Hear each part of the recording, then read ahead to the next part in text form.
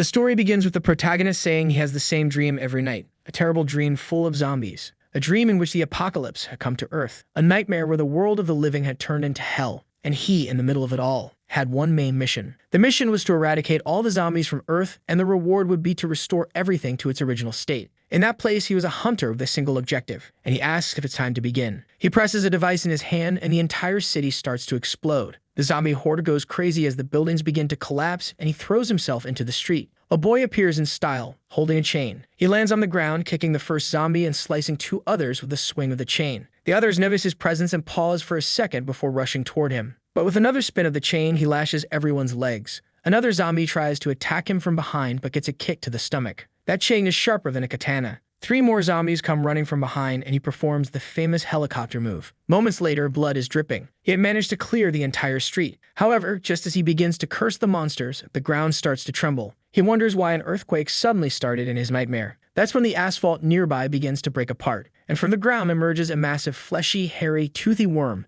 What is this? The creature roars at the boy, who looks like he can't believe what he's seeing. In the next moment, it seems like he's been eaten. The mission fails with him dying once again. Suddenly, he wakes up in bed, saying this is way too unfair. Some time passes, and he tells the woman in front of him that he wrote down everything that happened in the nightmare last night. She says he's already written it down 99 times and feels like just yesterday he came here for the first time, completely drained. This is his psychiatrist named Choi Ne. The protagonist, thoughtful, says that 2 years ago, this nightmare started out of nowhere. Constant deaths of vulnerable people, including himself, kept repeating. Every day he would wake up in the middle of the night terrified. And of course, over time, it started to ruin his life. Having this kind of dream every night was killing him psychologically and physically. And that was the reason he started seeing a psychiatrist. Courtney asks him to sit down and inquires if he's there because of nightmares. A skeletal-looking young man says yes, and she asks him to explain more about what they're like. He responds that they're about zombies. That was the day his treatment began. Counseling sessions, hypnosis, and even medications. But even so, the nightmares wouldn't stop, and he kept waking up screaming. One day, she asked if the nightmares were always the same. She handed him a notebook and said that if the dreams were always the same, he could try making a different decision. She wanted him to write everything down, and she would think about what he could do.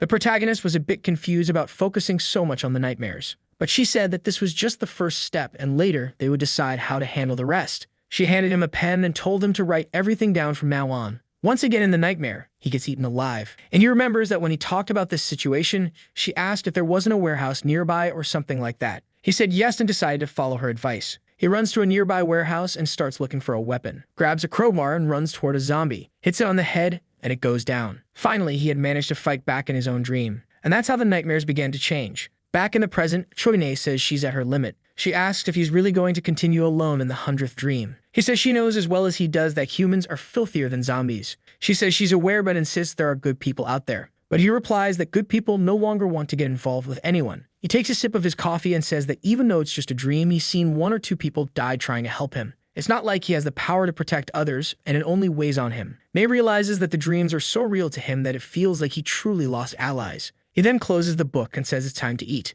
They're supposed to go grab some soup, and she's paying. She even winks at him, telling him to hurry up. Later, they go to a convenience store. They're already there drinking soup, and she's commenting on how delicious it is. Our guy is smiling. Then he hears someone yelling, asking what's going on. He looks to the side and sees a man in a green shirt arguing with the cashier. The man is shouting, asking why the cashier is standing still instead of letting him pay. The guy keeps yelling, demanding the cashier accept the payment. But the protagonist's expression changes, and he seems scared. He didn't want to believe what he was seeing. When he turns, Naya asks what's wrong, and he says it's nothing. But the loudmouth in the green shirt keeps shouting, saying he'll miss his bus at this rate. Then the other person lunges and bites his neck, throws the man to the ground and starts devouring him. Amid the man's destruction, little by little we see the protagonist. He knew this was the nightmare that had been tormenting him all along. Dreams are dreams, and reality is something entirely different. But now to him, they seemed like the same thing. And worse, this wasn't just any dream. It was a terrifying nightmare. As he's panicking about the nightmare, the man is being devoured. The body writhes as he cries for help. The protagonist doesn't react, and the attacker slowly rises from the corpse. It looks at him and jumps immediately. He probably thought the attacker was going after him, because he was still sitting, unable to react. Outside, there was a crowd of people begging to be saved as they were eaten alive. Everyone was trying to escape, and the nightmare had begun. He tries to stay calm and not move, but his hand starts clutching his pants and he doesn't know what to do, sweating profusely. He was hoping it would somehow pass and be some kind of illusion. But as soon as the cashier finishes eating the man, it looks at the boy. Now he knows this isn't just a dream. The zombie screams and charges at him from behind. With no options or weapons, he grabs a pot from the table and smashes it on the zombie's head. But he knows full well that isn't enough. He runs to the side, looking for another weapon, finds a broom and breaks the handle. At least now he had a chance. The problem is the zombie had already lunged and was too close for him to use the stick. As it's about to bite him, he manages to duck and dodge the attack. The creature snaps its jaws at empty air. He grips the weapon, gets a foothold on the ground, and throws himself at the zombie. Jams the stick straight into the monster's neck. With that, he scored his first kill in the real world, and the creature fell to the floor. Looking at the monster, he wonders if it's because of the countless nightmares. The moment he accepted this as reality, his mind calmed down. That's when Choi-nae calls his name, Jerem, and asks if he really killed someone. But he just sighs, and asks if she's not seeing what's happening outside. That horde of creatures was moving corpses. Or in other words, they were all zombies. Nae seems unable to believe what he's saying, but he has already accepted the entire reality and states that what he wrote down has become real. At that moment, an explosion happens. Jerem recalls the timing of the explosion and its connection to his dream. It always happened at the gas station. Nae turns around and now there's no doubt. Everything that happened in the dream had become reality, which means this artisan village will soon be completely destroyed. By nightfall, this place will already be overrun by monsters. The problem is, it's not just this village. In the early dreams, he didn't even make it out of Korea, which was completely destroyed. By the 20th dream, he reached China, which was also destroyed, and the United States and every other city. In all 99 nightmares, humanity was defeated. That's because the zombies grew stronger every day, while human civilization, unable to adapt, was slowly wiped out. Seeing the gas station explode in front of him, he already knows what the future holds. He desperately needs to survive. That's when he hears a sound beside him. Slowly, he turns his head, and what he sees leaves him shocked. The mission system had appeared. Kill all the zombies on Earth, and the reward was to restore everything. The same window with the same message. The one that kept repeating in the nightmare. He tries to pass his hand through it, not quite understanding what it is. It was fine appearing in dreams, but it was strange that this was now happening in reality. Or rather, the mission's content had indeed changed. The mission was now about the Great Guardian. He had to protect Professor Choi-nae at his home. The system was sneaky. Still startled, the protagonist tries to calm himself for a second. At least he had lived through this 99 times. Asking himself why this was happening wouldn't change anything. Then he notices something in the system's window. There was a section about skills. Suddenly, the window updates and asks if he will accept the challenge. At that moment, he knew this was the mission, and he had never succeeded in it. But at the same time, he felt a strange sensation. He sensed that with any choice, he had the chance to change this desperate future. Nae then asks what's wrong and if he's okay. He says yes, and that he just felt a little off. She smiles and says that's a relief. But the protagonist sees her completely transformed into a zombie. With that, his smile fades. There was something he had never had the courage to write in his notes. The professor gets bitten and falls to the ground. She then rises and transforms into a zombie. But she didn't need to know that now, and he was determined to change the future. Until something explodes behind him. When he looks back, there's a dozen zombies approaching. He gets startled, turns to Nae, and tells her to run. With that, the two of them are already outside the convenience store. But the street is full of zombies who notice their presence. They both run through the creatures while she carries the notes. They run to the warehouse from his dream, and he manages to open it. As soon as they enter, he closes the door and bars it with a metal rod. Finally, he calms down for a moment. He goes toward one of the cabinets while outside the zombies are pounding away. He stops in front of a locker, and Choi-nae wonders what Jerem is doing. What he grabs is the legendary chain. He tells her to prepare because he's going to kill everything on the way to his house. Before she can understand what he means, he pulls the latch and opens the door. Just as expected, the outside is filled with zombies. They immediately react to his presence. But Jerem grabs the chain and gets ready. He had to complete this mission to receive the transmission skill. His expression changes completely. The first zombies rush toward him and begin to surround him from all sides.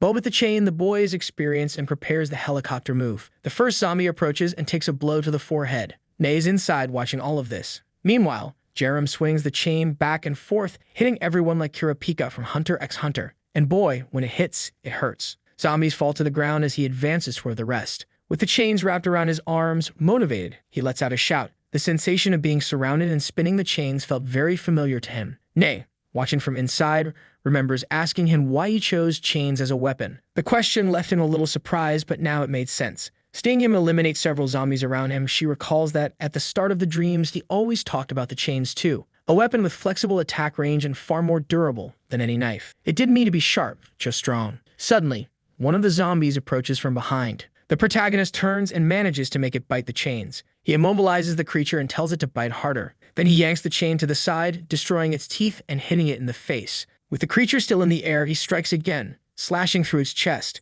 Nae watches from afar as another zombie sneaks up from behind. Jerem switches the chain's direction and uses his foot to kick it forward. She realizes the weapon was extremely versatile in attack direction. As soon as he was above the zombie, he pulled downward, hitting it square on the head. Another one down. And boy, he doesn't stop, already advancing toward the next group. Chains on his arms, shouting while Nay watches helplessly. Before long, he's on top of a pile of bodies. But it's not enough as another horde is coming their way. He looks at Nay and says this is their only chance to run. With that, both are fleeing through the street. The scene then shifts to a forest. In the middle of it, there's a small, isolated house. Jerem and Nay had just arrived there. He says it's a good place, deserted, with no zombies nearby. As soon as he enters, however, she falls to her knees. He asks what's wrong, and she says she's fine. She just feels very relieved. He helps her up and tells her to sit on the couch. She sits, and at that moment, the system window appears. The mission was complete, and he receives the transmission skill. He's immediately excited to see what it does. The transmission skill allows him to receive a skill from an expert. Now he's completely confused because in reality, the skill doesn't do anything. First, he had to figure out what this expert thing was all about. But it couldn't be that the clues were so vague that he had no idea what to do. The system then explains that if someone views him favorably, he can learn a transmission skill from that person. Obviously, he has no clue what this means but decides to test it. He activates the transmission on Nay. Suddenly, a magical circle forms above and below both of them. He looks surprised, but on the other hand, she doesn't seem to be reacting at all. This clearly indicated that she couldn't see anything. However, the system congratulates him, saying he has acquired a skill. Clearly, it was related to her profession, but for him, it wasn't very useful. Nathan lights a cigarette and calls out to him. She asks if those monsters were the zombies from his dreams. She remembers him writing something very similar in that book. Now she wants to know what's happening or if she's also started having a nightmare. Jerem realizes she's panicking. She's relieved to have survived, but is beginning to mentally break down. For him, though, this was all too common since these were scenes he had experienced repeatedly in his dreams. It was the perfect moment for him to use the skill he just gained. He activates mental care. A magical circle appears beneath both of them, and the system announces that the skill has been successfully used. The person's spirit had been strengthened. Suddenly, Nay, who had her hand on her face, takes the cigarette and puts it out in the cup. She smiles at Jerem and says that at least they're both alive, so it's not all bad. They need to cheer up because she's sure the world will get better. Jerem is impressed. The transmission skill really worked. That's when he remembers the artisans and craftsmen from the village where he lived. There were countless professionals there with a lifetime of experience. What if he could bring all of that to himself? The next goal was to learn skills from those people. The scene shifts to the gas station that had exploded. We see a buff man, now a zombie, a martial arts master known as Park Dalbom. The next chapter begins with him talking about how, a few months ago, he had 10 nightmares in a row. He was exhausted when someone called out to him. Turning around, he asked what the elders wanted. An old man in a suit named Youngchun asks if the nightmares happened again, judging by his face. Dalbong says it's his fault for not having enough energy. The elder remarks that the boy is lucky he had some ginseng at home, so he should go eat it. Jerem, tired, says it's okay since ginseng like that is very expensive. But Dalbong insists, saying he should just eat it because health is what matters most. The poor protagonist looks awful when he's skinny. Back at the house, he's starting up his scooter. He's ready to leave when Nay opens the door and asks if he's lost his mind. What's he thinking? Heading into the middle of the city? How does he plan to kill all the zombies? Jerem asks if she didn't see how he handled the creatures. It's just a few zombies, he won't be defeated. She puts a hand to her head and says it seems there's no changing his mind. After some thought, she at least asks him to be careful, but warns that if he gets bitten anywhere, she won't open the door for him. He tells her not to worry since he hasn't been bitten since all of this began. She snaps at him to shut up and stop saying those death flag lines. He laughs, starts up the scooter, and gets ready. He's sure the two elders must be together as always, and he needs to save them both. With that, he speeds off, leaving Nay behind. She lights another cigarette and thinks she made the worst decision trying to quit smoking this year. The scene shifts to the city, which is, of course, overrun with zombies. We're inside an office in the village of Jangwon. There are zombies everywhere, walking around. Behind the counter, a small bald man is trembling. It's Youngchun, who doesn't know what to do. A zombie wandering nearby spots the trembling man behind the desk. The poor old man freezes, waiting for death to come. Then he hears a noise. Slowly, he opens his eyes to see someone had punched the zombie in the face. It's Park Dalbong, who asks if he's okay. The old man looks a little embarrassed, but seems happy to see him. But just then, more zombies appear at the door. Dalbong faces them and tells the old man to wait a little longer. They'll clean up everything quickly. The zombies rush toward him. But this is a true martial artist. He just takes his stance and delivers a one-punch blow. Meanwhile, Jerem speeds along on his scooter. He knows Dalbong is a martial arts master, so regular zombies are no problem for him. The issue is that the elders always died in his dreams. He has to reach them because of two critical variables. All he hopes is that he doesn't arrive too late. The zombies keep advancing and Dalbong is handing out punches to all of them. One punch from the guy sends a zombie flying. He smashes one in the head and another in the face. Youngchun, trembling behind the desk, is impressed. Dalbong jokes that he wishes he could have learned some of the martial arts from the Joseon dynasty, but the musclehead laughs. He says it's a shame, but regular people can't learn the celestial demon's art. He crushes the zombie remains and says only the strong like him can master those martial arts. Youngchun responds that he understands, but it's a pity since he always wished he'd been born with a strong body. Then they hear a noise nearby. A heavy footstep and a creature that looks like an uglier version of Attack on Titan 2.0 approaches. The problem is the monster's height. Dalbong estimates it to be between 2.5 and 3 meters tall. A zombie walks past the giant, who grabs its head. Opening its huge mouth straight out of Attack on Titan, it chomps down. The elders are baffled. The zombie was eating other zombies. It devours everything and even lets out a burp. But Dalbong looks excited, saying that an interesting target has appeared. He disappears in a blur and goes to punch the giant in the face. With his fist pulled back, he activates the double tiger energy strike. A barrage of punches known as the Tiger's Dance rains down on the creature. It keeps shouting and hitting the monster relentlessly, but the creature starts roaring, seemingly unaffected. Dalbong doesn't understand how the monster is retaliating even while taking such a beating. The beast lunges at him, but he manages to hold his hands. The problem is the monster begins applying force and Dalbong seems unable to overpower it. He quickly realizes he might not be a match for this thing. With a strained face, some of his vertebrae give way. He falls to the ground, clutching his back as Youngchun calls out to him. Poor Dalbong, his herniated disc acted up. The zombie, indifferent, moves in for the kill.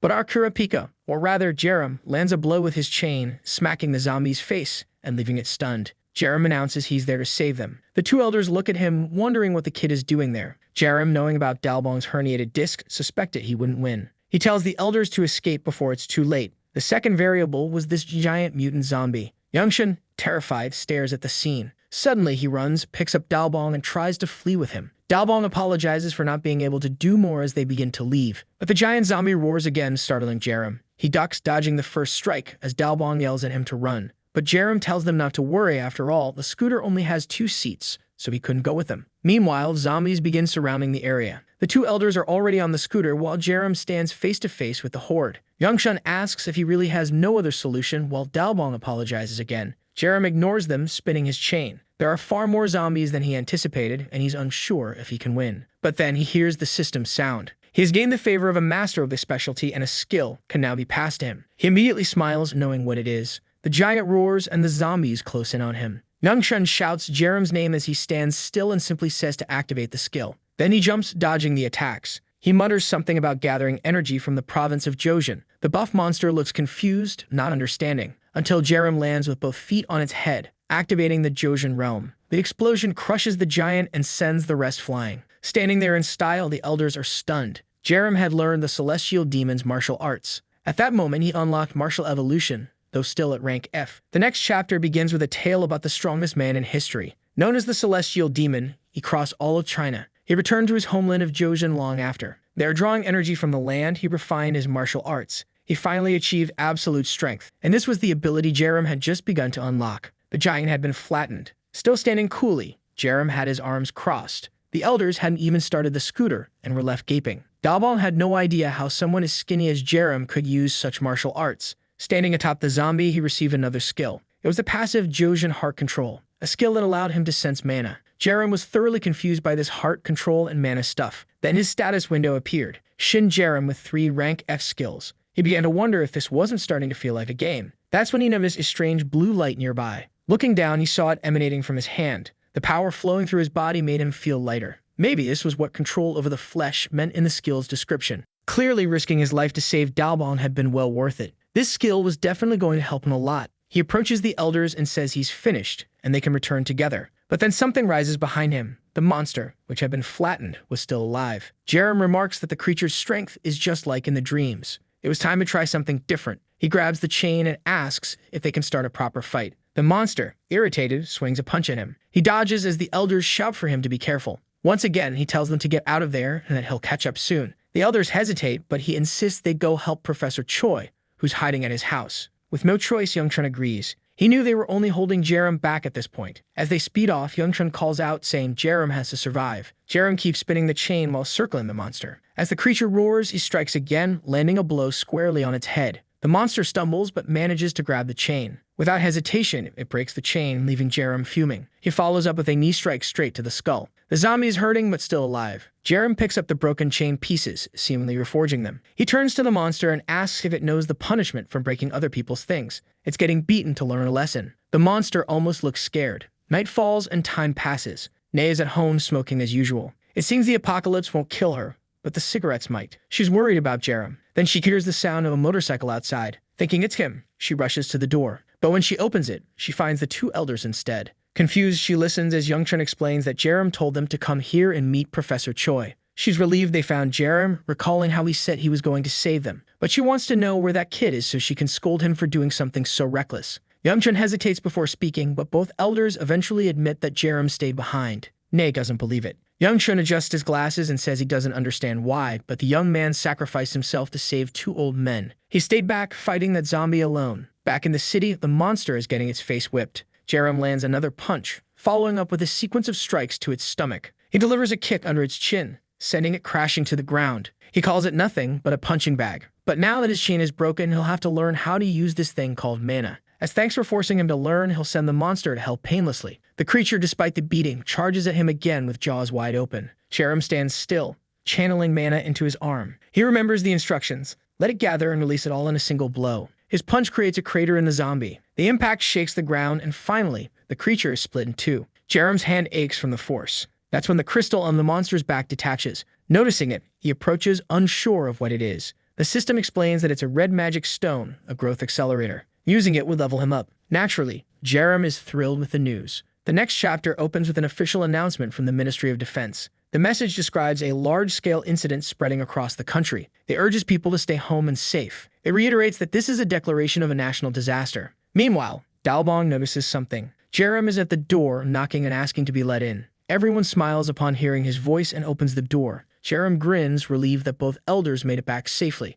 But Nay is furious, calling him an idiot for worrying so much about others. She asks how he's feeling and whether he was bitten. Dalbong looks around nervously while Jerem assures her he didn't get bitten. Youngchun proudly declares that Jerem's efforts to save two old men were remarkable. He commends Jerem for doing such a great job and thanks him. Jerem, a little embarrassed, says it was no big deal. Then the system chimes in, announcing that another expert had shown him favor. He could now learn wooden architecture rank F from Youngchun. Without hesitation, Jerem activates the transmission. The circle forms and the skill transfer works perfectly. With this new skill, Jerem could now use mana to construct wooden structures. Dalbong speaks up, saying he has a question. How did Jerem learn the celestial demon's martial arts when he had never taught him? Jerem looks a bit embarrassed, but he's not one for secrets and immediately admits that it's his skill. The elders are stunned into silence, while Nay wonders aloud if he's talking about some kind of game skill. Jerem opens his palm and activates wooden architecture. The elders hear a rumbling from the ground and wonder it's an earthquake. Suddenly, a log bursts out of the ground, followed by another, forming a pillar. The elders are startled as more wooden beams rise, creating a sequence.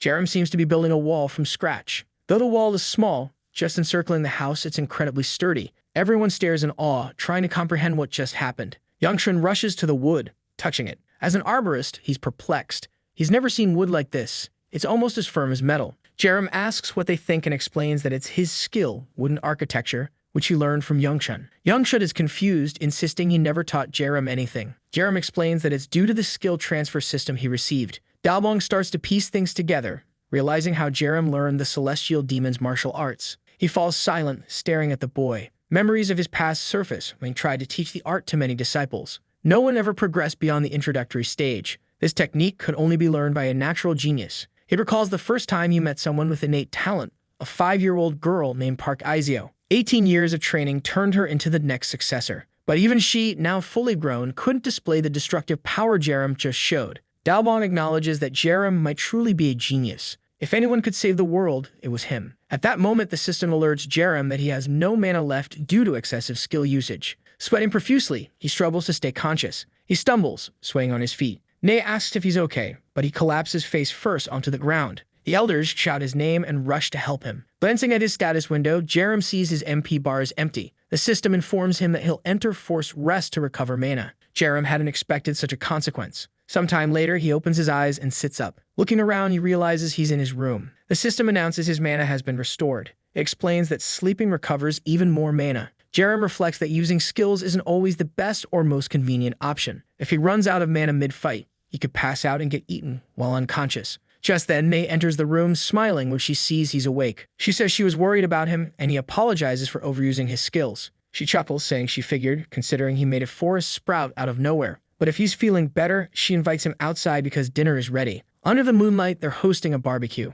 The elders are happily eating. Outside, zombies are banging on the wooden wall, slowly gathering in numbers. Jerem doesn't seem too thrilled. Dalbong, however, is celebrating, saying the star of the show has arrived. Jerem asks what he means. Dalbong explains that he's grilling pork belly for their hero, but Jerem finds it odd to eat outside with zombies pounding at the walls. Nongshun reassures him, saying the wood is as hard as steel. These zombies could get all they wanted, and it wouldn't break. Even with a lifetime studying wood, he's never seen a barricade this perfect. Jerem reluctantly sits down, trusting their words. May pops open a beer and says that in an apocalypse, she has to enjoy life more. They sit, talking and eating. Jerem begins to feel something different. This was nothing like the 99 nightmares he had lived through. In those dreams, life amidst the zombie-infested world was hell every day. But now, with good food and friends, it felt different. For a moment, the terrifying world seemed like a relaxing place. At least for now. Because in the next scene, chaos erupts elsewhere. A soldier is shouting for the troops to advance and not stop. Zombies swarm toward them, while one of the soldiers radios for backup. The main defensive line is on the verge of collapse. Another massive horde of zombies, numbering over 1,000, is approaching rapidly. And the target of this attack, the artisan's village. The enormous zombie in the distance had a horrifyingly long tongue, but at least there was a massive crystal embedded in its forehead. It looked like it could grant a ton of levels. The next morning at 7 a.m., Jaren wakes up. The system rewards him for saving 3 people on the first night. He receives the rank F analysis skill, allowing him to use mana to view information about a target. Surprised, he realizes he didn't even know secret missions existed. Then he hears someone counting from 1 to 3 nearby. Looking outside, he sees the 2 elders practicing. A skill is always a good thing, so he decides to test it. Activating analysis, he examines Yangshun. The system reveals he's a 78-year-old human with no rank, a skilled carpenter, but some information is hidden. Dalbong is 73, also a rankless human, but it shows he has mastered the celestial demon's martial arts. Choi Ning is a 34-year-old rankless human and a psychiatrist. Jerem is puzzled by this rankless human designation. To him, skills like wooden architecture and analysis don't seem as exciting as the celestial demon's martial arts. He then glances at the TV and the couch, both labeled as unclassified items. It dawns on him that analysis can be used on anything. He examines the red crystal, wondering if it could locate more significant things. As he stares at it, Nay approaches and asks if it's some sort of treasure. He explains that he obtained it during his fight in the city, and that it's a kind of catalyst. She, confused, asks what it does. He compares it to an experience potion from a game. She then questions why he's staring at it instead of consuming it. Jerem explains he's trying to figure out the best way to use it for maximum advantage. Deciding on a plan, he tells her he's going out for a bit. Nay immediately objects, reminding him he collapsed not long ago. But Jerem, helmet on, mounts his motorcycle and says there's something he needs to confirm. With that, he speeds off, leaving her frustrated. Back in the ruined village, zombies react to Jerem's approach. They charge at him, but he's running out of patience. He swings his chain, smacking zombies left and right without even stepping off his bike. Still, Jerem knows the true crisis of the village hasn't begun yet. He recalls his past life when that giant monster stood atop a pile of corpses, with more grotesque creatures leading the charge. There was utter despair, and he remembers looking down as another nightmare ended in death. But now, taking off his helmet, he declares it's going to be different. An explosion echoes, and Jaren realizes the monsters have already arrived. Wrapping the chain around his arm, he heads into the forest, knowing it's the first obstacle. But it's not going to be easy. A zombie lunges at him, and Jerem delivers a punch enhanced by the chain. Meanwhile, on the road, soldiers have set up a barricade, waiting for the monsters to approach. One soldier jokes that capturing the black monster alive would get him a promotion. He orders everyone to remember the priority: capture the black monster alive. Suddenly, someone shouts that the zombies are crossing the bridge. The soldier smiles, saying it's time to unleash hell and empty their ammo. Gunfire erupts as zombies rush for the barricade. The soldier confidently remarks that if the zombies can't handle their bullets, they definitely won't survive the tank's firepower. But then a shadow falls over him. He hadn't noticed something descending from the sky. The massive monster crashes down, crushing the tanks. The beast roars as soldiers fire their machine guns, shouting for it to die. But nothing seems to hurt it. Someone orders the crew to use the tank's main weapon. The monster keeps advancing, flipping tanks aside like toys. It grabs one with its jaws, biting down before tossing it into the air. The soldiers panic, with their leader yelling for a retreat to the second barricade. But amidst the chaos, a massive horde of grotesque zombies appears, overwhelming them. One of the soldiers pleads for help, but Jerem, still in the forest, is observing from the bushes. He watches as the second barricade collapses faster than he expected. This wasn't like his dreams. The number of creatures had doubled from 5 to 10. The most crucial thing, however, was the giant creature with the crystal on its forehead. Jerem activates analysis and examines it.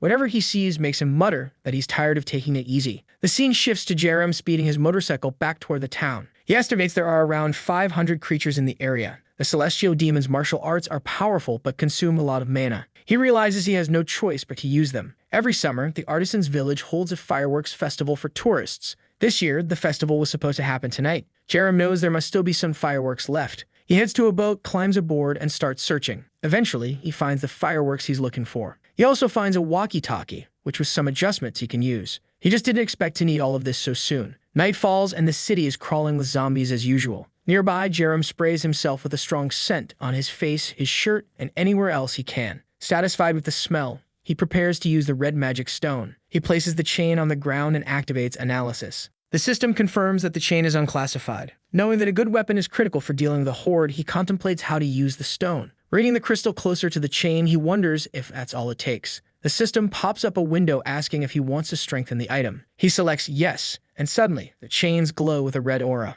After a brief flash of light, the strengthening is successful. The chains are now intact chains, a rank F item. They can conduct 15% of mana and come with a special skill, Separation. Jerem is impressed by how much the weapon improved just by gaining a rank. When he picks them up, his mana flows through the chains, making them shine. Curious, he activates the Separation skill. The chains transform into combat gauntlets. This strengthening stone was even better than he imagined. Suddenly, the ground trembles. What he was waiting for has arrived. At the village entrance, creatures begin appearing. The long-tongued monster destroys a flag and roars. The zombies start running toward the town. Jerem observes from a rooftop, strategizing his next move. When most of the stronger zombies are in the main street, it's time for the fireworks. He presses a button on the walkie-talkie, activating the fireworks on the boat. Instead of attacking the zombies directly, he uses the fireworks as a distraction. A red explosion in the sky catches the attention of the big brute, who stands dumbfounded. Jerem sneaks up behind it, wraps the chain around its neck, and pulls hard. The brute struggles, but it's too late.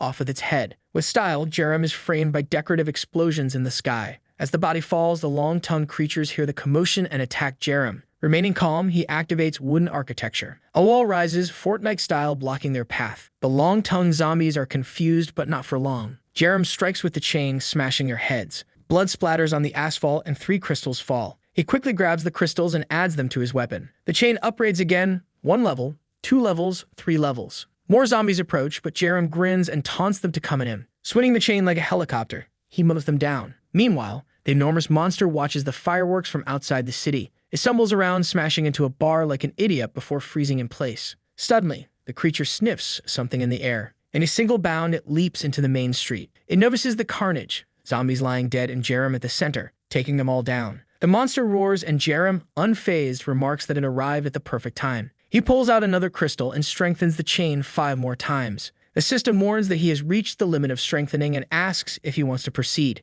Jerem confirms, and the chains evolve into flame chains, a rank E item. He gains the special skill Firework Flame. Jerem, brimming with confidence, punches his fists together, activating the skill. Flames engulf his arms as he declares the festival has just begun. Elsewhere, a man sits in a small house. His name is Sebastian Kim, a 65-year-old professor of ideology, specializing in animal and human behavior. Petting a rabbit on his lap, he's interrupted when a crow lands beside him. Addressing the crow as Manhwa, he asks what's happened. The crow delivers a letter, which Sebastian praises it for bringing. The message warns of zombies overwhelming the village and advises him to stay alive. Sebastian seems excited that the sender is still alive and wonders if the conservation team is okay. He hopes they haven't all died. Then he sees the fireworks lighting up the sky. He wonders if a zombie could have caused this. The rabbit tugs at his leg, pointing towards something. Sebastian scolds it, telling it to stop urging him to go to that hellish place. But as he gazes at the scene, it reminds him of something. He recalls a past incident in the forest when something was watching him from the trees.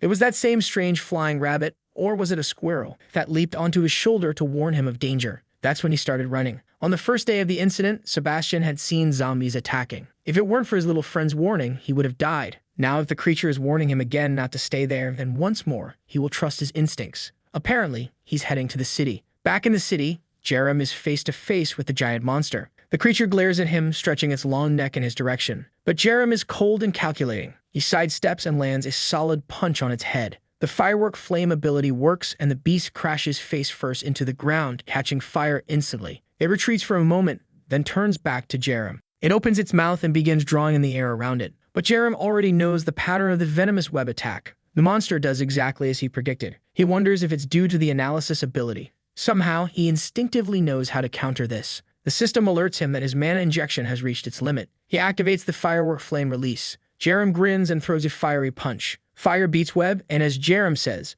that's just how it works. The attack surges forward, engulfing the monster in flames. Jerem smirks, saying that this bastard doesn't know who it messed with. The creature writhes in agony, and its grotesque fused heads make its suffering even more horrifying. Jerem notices it's considering escape. The monster turns, roaring that it will one day kill him. Suddenly, it pauses and lets out a deafening roar. All the zombies in the city respond immediately. Within seconds, Jerem is surrounded. Still calm, he asks if this is how he wants to fight. He combines the chains and spins them into a helicopter mode. Surrounded, he declares, "Let's play this game," and lashes out, taking down zombies left and right. If these creatures couldn't handle his weaker chains, they stood no chance against these upgraded ones, which sliced through them like lasers. From a distance, the giant monster watches Jerem fight. It takes the opportunity to leap toward him, nearly crushing him. Jerem dodges and manages to throw the chain, wrapping it around both of the creature's legs. He pulls hard, taunting the monster. "Trash like you is nothing to me." With another tug, the monster loses some of its limbs. The creature writhes in pain, and Jerem hopes this time it finally stays down. The battlefield is littered with dead zombies, and the monster is burning. The scene shifts to Sebastian, who has just arrived in the city and finds this situation strange. Since leaving the village, he hasn't seen a single zombie. Then an explosion goes off nearby. He realizes something dangerous is happening. Although he doesn't want to go, his little friend insists this is the way. He runs, wondering if it might be the military. But when he arrives, he's stunned. The massive monster lies dead, with Jerem standing atop it. Sebastian approaches and asks who the soldier is. Jerem turns around and recognizes Professor Sebastian Kim. Sebastian is shocked to see it's Jerem and asks if he's the one responsible for all this. Embarrassed, Jerem admits that he's been fighting the zombies and asks why Sebastian is here. Sebastian ignores the question, incredulous that Jerem killed so many zombies. Pointing at the giant, he demands to know how Jerem managed it. Suddenly, Sebastian's albino squirrel makes a noise and he asks what's wrong. Looking up, both he and Jerem are startled. It looks like a dinosaur-era meteor is hurtling toward the Earth. Jerem runs to his motorcycle, shouting for Professor Kim to move. Thankfully, the meteor seems to be in slow motion, giving them time to escape. But the meteor appears to be targeting them specifically. As Jerem accelerates, he mutters to himself that nothing like this ever happened in the dreams. The meteor crashes into the city, throwing both of them from the bike. Jerem lands headfirst but manages to stand, realizing the meteor has brought hordes of zombies. The creatures rise from the black and red substance covering the ground.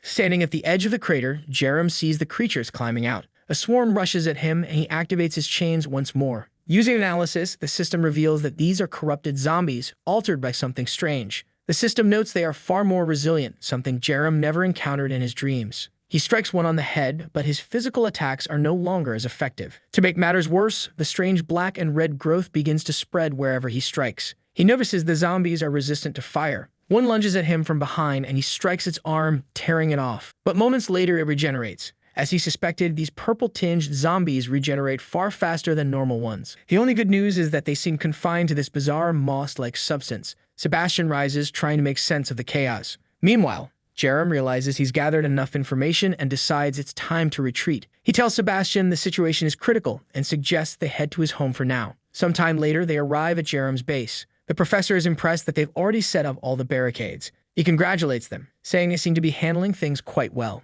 As Jerem approaches the door, he notices the durability of the barricade has dropped from 9 to 10. However, it still seems sturdy as ever. Someone inside asks who it is, and Jerem replies it's him. Yangshun opens the door, relieved that Jerem is safe. Jerem asks if everyone is awake, and they explain they were woken up by the fireworks. Good to know that if Jerem had died, they'd have slept through it all. Amazing. The elders greet each other, and Yangshun is thrilled that Sebastian is alive. Jerem cuts in, saying they can catch up later. First, he needs to tell them about the strange meteor that fell. The 5 of them gather in the living room, or rather 6, since there's a sneaky little one. Nay remarks that all she understands is that the village has become a horrible place. Yangshun expresses concern for the survivors, worrying they might be running out of food. Sebastian, however, says there's unfortunately no solution for that. He accidentally throws in an English phrase mid-sentence. Dalbong scolds him to speak in Korean. Sebastian then asks if anyone remembers the crows. Dalbong says he does and suggests they could use them to deliver food to people. The crows were intelligent enough that it might work. However, Sebastian points out the problem. The crows are still at his house, which is likely full of zombies.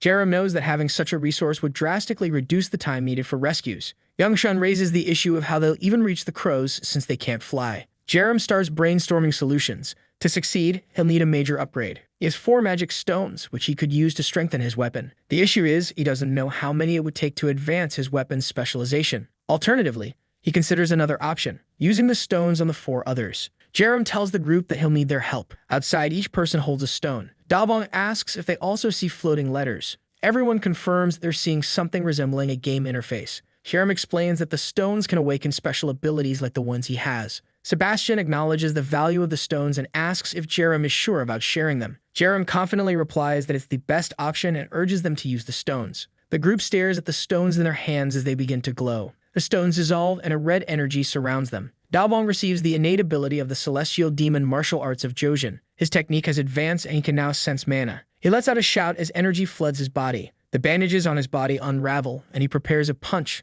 slamming the ground with a burst of power. Striking a double biceps pose, he declares his body is brimming with strength. Then his herniated disc flares up again. Dalbong winces and Jerem asks if he's okay. Dalbong admits, unfortunately, the stone can't cure his worst problem. Meanwhile, Youngshun is on the ground constructing a Japanese-style house. He has gained the innate ability of wooden architecture. The house disassembles, forming pillars, structures, and even a small city and army. Youngshun is thrilled, calling it fun and fascinating. Jerem is shocked, having no idea his abilities could be used this way. Turning to Nay, he asks about her ability. She seems embarrassed and explains that her ability lets her see people's emotions. She knows Dalbong is feeling 0.4 embarrassment and 0.7 sadness. Looking at Jerem, she sees 0.2 happiness and 0.6 embarrassment. She decides to test something and steps closer, activating mental care. When she touches Jerem, his happiness increases while his sadness decreases. Jerem comments that he feels comfortable. May excitedly remarks that these innate abilities are fascinating. Jerem notices no one mentions Han or anything similar to his abilities. Perhaps there's something different about what he possesses.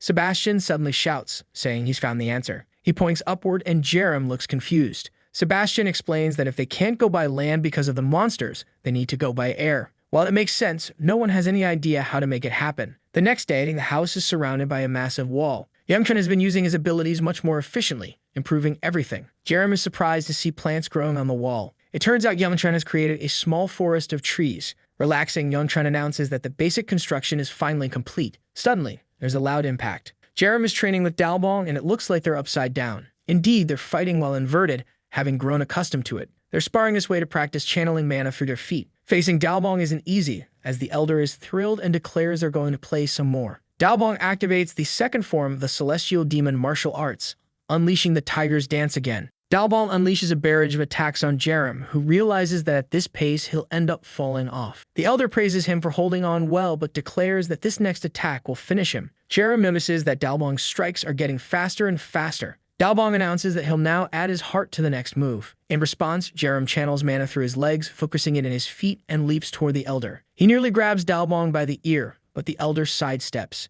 Jerem chases him, narrowly landing a kick. Dalbong is impressed by how ingenious this kid is. However, he grabs Jerem by the foot and exclaims, "That's how a disciple should be." In the middle of their sparring, someone calls out to Jerem. It's Sebastian, and he's already flying. Seems a bit unfair, doesn't it? But now the context becomes clear as Jerem mentions how much has changed in just 2 days. Hanging onto the wall, Dalbong comments, "Now this is what I call footwork." Jerem has been studying the celestial demon arts to the fullest. One notable development is that he maxed out favorability with Sebastian. Using transmission, he gained the rank animal communication ability. Hamiel, Sebastian's companion, hops off his shoulder and Jerem uses his ability on it. The system announces that Jerem successfully communicated with a creature and earned a special skill, Wingsuit. As he bites into a chocolate bar, Jerem tells Sebastian that it's time to go. Meanwhile, the city below is covered entirely in strange moss. Sebastian says they'll stick to the plan for now. Jerem activates wooden architecture beneath them, creating a pillar that rises skyward. The system warns him that the structure has reached its limit. From afar, the city can be seen, but Sebastian's house is on the other side. They jump off the pillar, activating their wingsuit abilities. With arms spread wide, they glide over the city. Jerem is relieved to see that the strange moss hasn't invaded the houses. But Sebastian points out something strange. The zombies seem to be carrying bodies. Jerem finds this odd, noticing that the creatures are tossing the bodies into a pile. One creature is clearly absorbing the bodies. As it finishes consuming them, the purple moss monster begins transferring its energy to another creature. Jerem watches in disbelief as a headless, armored, bloated monster emerges. He knows that eroded monsters affected by this substance are far tougher to deal with. His biggest fear is that the stalker from earlier may have undergone the same process. For now, they focus on their main objective. They arrive at Sebastian's house, where he celebrates seeing his crows alive. The crows rush, or rather fly, to him. Suddenly, Sebastian's demeanor changes as massive wings sprout from his back. Jerem is confused but finds it obvious. This is Sebastian's new power. The professor, feeling like a cherubic angel, starts flying and tells Jerem to follow him. Jerem complains that it's unfair Sebastian gets to fly alone. He channels mana to his feet, leaps, and begins gliding. On the ground, zombies look up, tracking their flight. The creatures activate strange mechanisms on their arms, attempting to grab them. The pair dodge, but one of the crows gets caught. At this rate, they're all bound to fall. Under heavy attack, Jerem tries to retaliate with his chain, but he loses his glide in the process. He starts running and Sebastian shouts after him. Jerem reassures Sebastian, saying he'll distract the zombies. The professor protests, but Jerem's determined look says it all. Activating firework flame, he charges into the fray. His fiery chain burns through the zombies as he declares he's ready to have some fun. Landing with explosive impact, the ground erupts in a fiery burst, sending zombies flying. But then he hears heavy footsteps behind him. The eroded armored monster, armed with a massive hammer, approaches. Jerem barely dodges the first strike and counters with a direct hit to its head, but nothing happens. With zombies closing in on all sides, Jerem channels mana into his feet and tries to escape. But the monster combines its arms to form a cannon. It grabs another zombie, loads it into the makeshift weapon, and fires. Jerem, in disbelief, dodges to the side just in time. The zombie projectile hits, causing a massive explosion. The blast attracts even more creatures from the distance. Desperate, Jerem knows he must escape as quickly as possible. Exhausted and low on mana, he eventually finds a building to hide in. The creatures are still nearby, and he knows he barely made it out alive. From his vantage point in the city, he notices something strange. One house appears to be untouched by the moss. He doesn't know if there's something special about the house, but he's determined to find out. The next scene shows Jerem standing in front of the gate, listening to a strange buzzing sound. He wonders if this might be the reason the monsters aren't approaching. Suddenly, a man appears on top of the gate, trembling all over. Jerem notices the man is anxious and activates mental care, asking if they can talk for a bit. He offers the man a protein bar, asking if he's hungry. The man opens the gate, and the next scene has them sitting in his living room. The man introduces himself as Ryu Dongtak, a professor of acoustics. Jerem introduces himself in return and asks about the zzz sound he keeps hearing. Ryu explains that it's strange because humans shouldn't be able to hear that frequency. He reveals he created a device that emits a low-frequency sound. That's why his house has remained safe. He offers to share the sound file with Jerem if he wants it. Jerem is thrilled, knowing this would be incredibly useful. Meanwhile, back at the base, Sebastian lands gracefully. Dalbon congratulates him on his new wings and immediately asks where Jerem is. Sebastian admits that during Jerem's attempt to save him, the boy fell into the village. Dalbon yells at him, demanding to know what the point of the wings is if he abandoned Jerem. Sebastian tries to explain that the zombies were stretching their limbs skyward. Youngshun appears and asks what's going on. Dalbon angrily tells him that Sebastian left Jerem to die. He's ready to storm off, saying he'll handle it himself. Youngshun warns him that he's lost his mind and should know that the village is hell. Dalbon, however, is fired up, declaring that he'll smash those bodies with his fists. Nate arrives, calm and composed, and tells Dalbon that while he might win against 1 or 2 zombies, what happens if the battle drags on? Youngshun agrees, reminding Dalbon not to forget about his back problems. Dalbon demands a better suggestion. Youngshun assures him that Jerem won't die so easily, but Dalbon is eager to act. Nate advises everyone to stay calm and think rationally in moments like these. She asks Sebastian if they can now deliver supplies using the crows. Sebastian confirms that the animals aren't attacked by zombies, so it might work. The group agrees to start by sending supplies and scouting the area. As Dalbon pointed out, they need a strong fighter for the mission. The task of going there must be entrusted to someone reliable. Sebastian insists there's no one suitable around, asking where they'll find such a person. Dalbon then suggests his granddaughter, Park Izio. At that moment, Izio kicks open the door, exuding a dangerous aura. Dalbon says she'll survive for sure and has likely already awakened her abilities. He guarantees she's reliable and skilled. May asks where they can find her. Dalbon replies that she's likely at the martial arts dojo in the city of Ananzan. Sebastian is impressed, asking if that's the same dojo often featured on TV. The scene shifts briefly to the dojo. Several bald men stand in front of a stern-looking woman with crossed arms. Sebastian calls for Mongmong, instructing the animals to find the girl in the photo. Ah, so what we saw earlier was just the photo. The animals fly off, even carrying some chocolate for her. Back at Ryu Dongtak's house, he asks Jerem if he's sure the supplies will arrive. Jerem points out that they're on the way. Moments later, the crows deliver protein bars and maps. Ryu is amazed that it actually worked, remarking that Jerem must have good companions back at the base. Apologizing for being a coward, Ryu asks if Jerem will accept him as an ally. Jerem, notoriously hard to convince or not, immediately welcomes him. With that, their favorability increases and the transmission skill is activated. Jerem uses his ability and both are surrounded by the familiar circle. The skill is successfully acquired. Jerem wonders if this might finally make escaping this place much easier. He received the rank F acoustic ability that allows him to use mana to insert sound into anything. With that, he grabs the chain and applies the magic. He prepares an attack and strikes the ground. I think it created more impact there, it seems, though I didn't quite understand. However, Jerem is excited, saying the ability is incredible. Dongtak asks if the sound he heard was the vibration of the chains, The boy confirms it, and Dongtak says it's an extremely strong technique. I'm still curious about what this will do, but our boy is confident that it will help them escape. Then they notice a kitten meowing in front of them. The little cat was thin and hiding under a car. Dongtak tells the boy to wait while he gets something for the cat to eat. He goes inside and quickly comes out with 2 small bowls ready to act. He places them in front of the kitten, who starts eating, and the little cat responds with some affectionate gestures. The kitten is all happy. Then he activates the animal communication ability. Because he sympathized with a stray cat named Terry, he would receive a special ability. With this, the ability he had that allowed his clothes to help him fly gets a modification with agile movement. He activates it immediately to see what it is, and suddenly his feet transform, looking like giant paws. He prepares for a second, and the next moment, Dongtak has no idea where the boy went. The boy reappears behind him, saying he's just over there. Dongtak is amazed that he already has another ability. Jerem confirms it and says it's one of the good ones, but now it was time to go. However, the chubby guy is scared and says that if they leave now, they'll only get in the way because the city is full of zombies. For now, all he wanted was to gather some supplies. Jerem knows it's safer to follow his suggestion since this place is immune to zombies. The guy apologizes for asking for resources, but the boy says it's fine because he has plenty saved up. Because of his apocalypse anxiety from his dreams, he had stocked up his warehouse. Dongtak thanks heaven, says he's counting on him.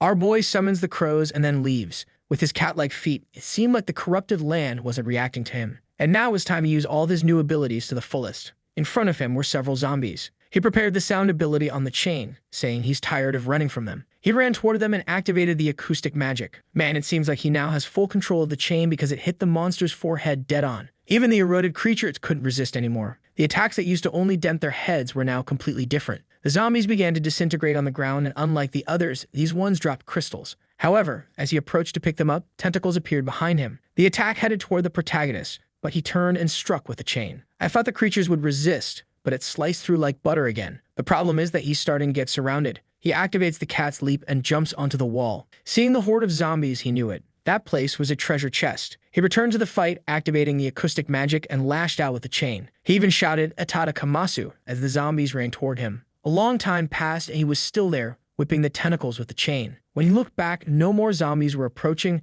and there was a pile of crystals. It seemed like the treasure hunt was over. The system then rewarded him for completing a secret mission. He was the first person to hunt 10 infected zombies and received 10 kilograms of inventory. The bag appeared in his hand, and the system informed him that this was the inventory. Suddenly, the inventory jumps into his hand and lands near a crystal, starting to pull it in. This high-grade inventory begins collecting everything from the ground, so he won't even need to gather anything manually anymore. He smiles with that foolish grin, thinking how convenient this is, until his expression changes as he senses something strange. From the heavy vibe, he knows it's him. The hulking brute with the cannon begins to approach. Our boy pulls out the inventory and says it's time to use this. From it, a golden gem emerges, which he had obtained after defeating those earlier creatures. The system says this will upgrade his weapon and asks if he wants to use it. Obviously, he decides to strengthen it immediately. With that, the flame chain evolves into the rank D blue flame chain with the additional ability of the blue fire dragon. The monster prepares the cannon and points it at him. The shot is fired just as Jerem activates the blue dragon. He starts running toward the zombie. The dragon appears and charges at the zombie,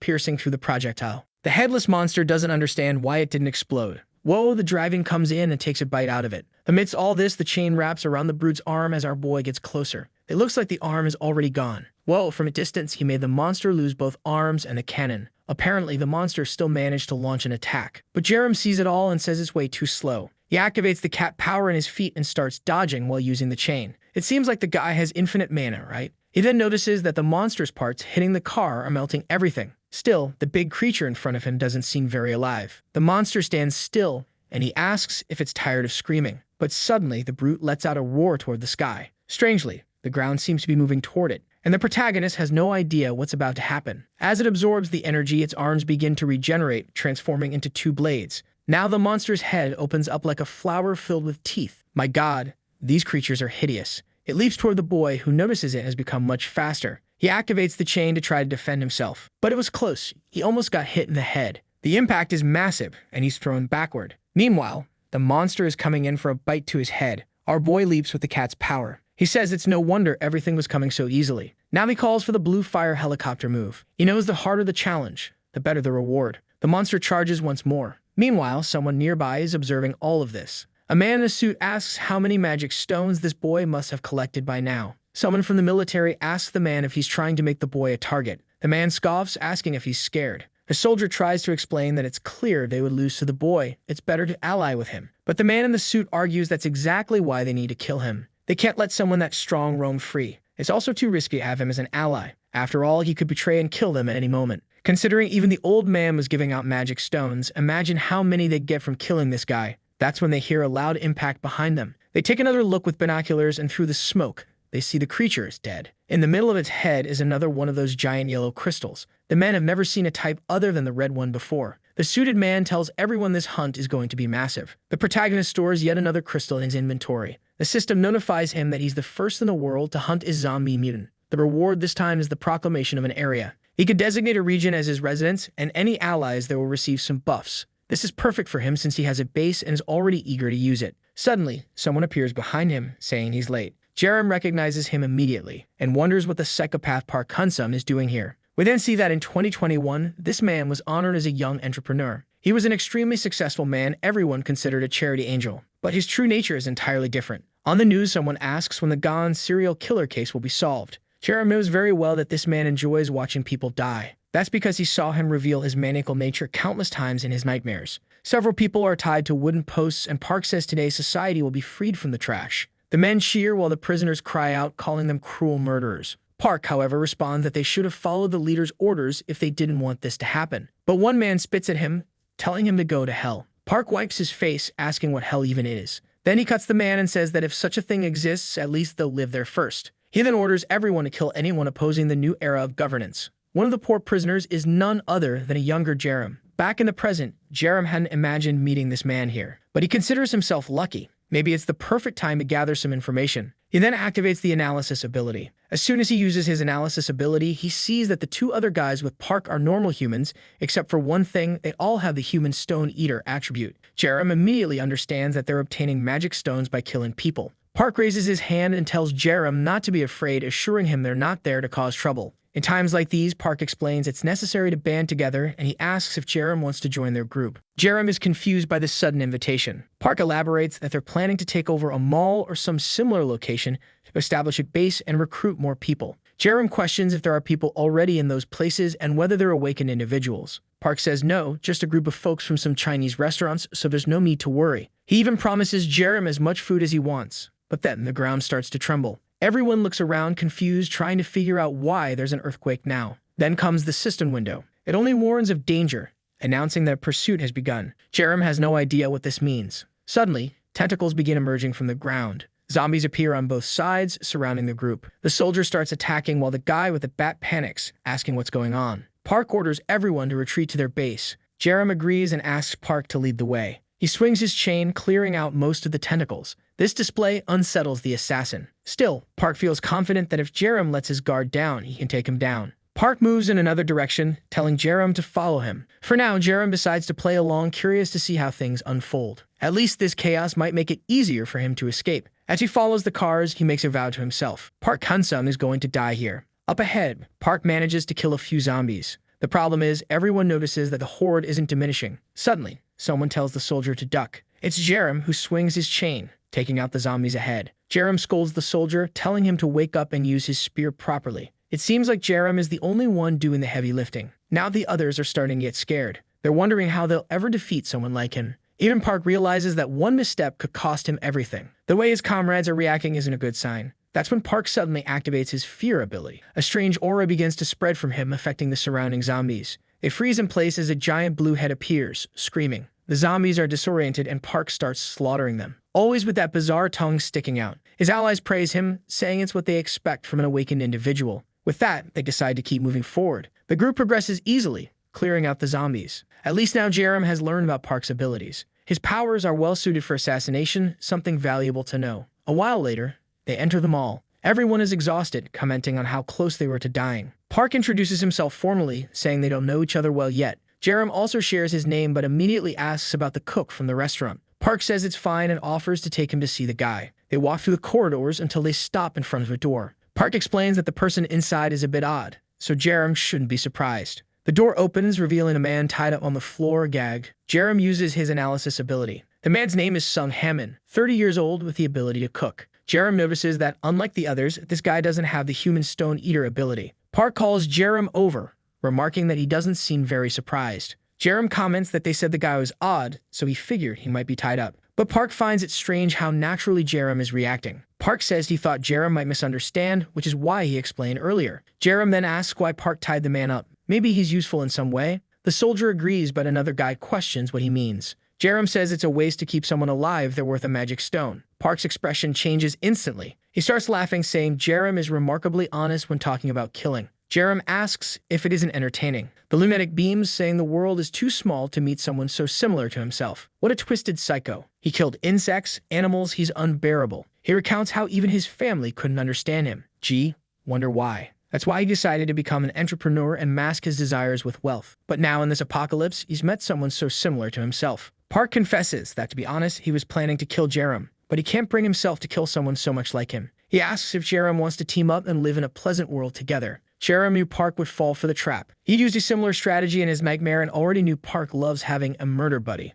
Jerem shakes hands with Park, saying it's an honor to meet someone so similar to himself. As the favorability between them reaches the required level, Jerem gains the fear ability. Our boy thanks the system for granting him the skill via telepathic transmission. Obviously, this ability consumes mana to instill fear in others, a pretty complex skill. Park, curious, asks Jerem about his own abilities. Jerem lies, claiming his ability is just agile movement. Park recalls Jerem's evasive maneuvers and now understands what he was doing. However, Park also asks about the flaming chain. Jerem casually explains that it's just an ordinary chain strengthened with several magic stones. Park then inquires about the abilities of the others. The two claim they don't have any, unsurprisingly. But Jerem finds it hard to believe, especially since his system analysis revealed that the two had awakened. Still, considering the risks they faced and the fact that no one used any powers, maybe it's true. Perhaps ordinary people don't gain abilities even after awakening. That's when the guy with the bat calls everyone's attention. A group of large figures with gas masks is approaching. No one expected creatures to be able to leave the purple zone.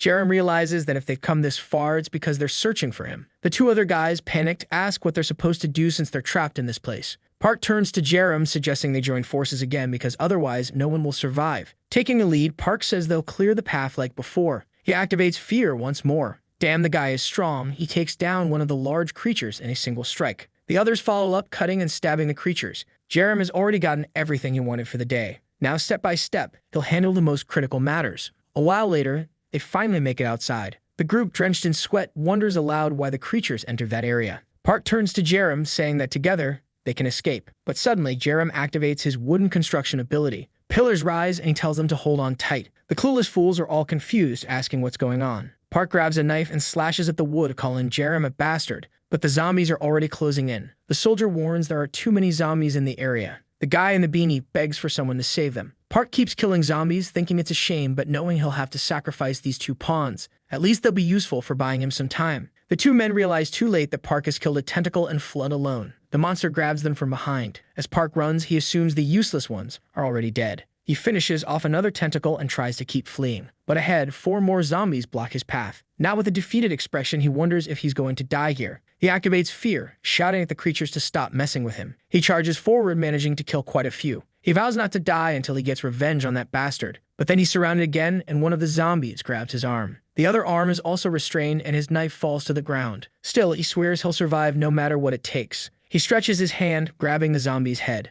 Ripping off a chunk of the creature's face, he declares that he's willing to abandon his humanity to stay alive. Meanwhile, behind the wooden barrier, Jerem remains calm. He knows the barrier is buying him enough time. He heads to the back of the store to check on the tied-up man. Jerem unties him and tries to wake him up. But as soon as Hammond comes to, he flinches and begs to be spared. Jerem activates his mental care ability. However, he notices it's consuming a lot of mana, probably because Hammond is in extreme shock. Once again, Jerem asks if Hammond is okay. Hammond warns him to flee, saying this place is a nest of killers. There are over 10 bodies in the nearby boxes, making it dangerous to stay. Jerem calmly replies that he already knows and is here to rescue him. Confused, Hammond asks why Jerem is helping him when they don't even know each other. In a heroic tone, Jerem says he doesn't need a reason to help people. He hands Hammond a magic stone, telling him to use it. They'll need it to escape. But Hammond misinterprets the gesture. Remembering how Park once took a similar stone from a corpse, Hammond assumes Jerem might be a killer too. However, he notices that unlike the other stones, this one lacks a strange, malevolent aura. Before he can comment, Jerem explains that he got it by killing a zombie. Realizing that's why it's different, Hammond asks if it's really okay for him to have it.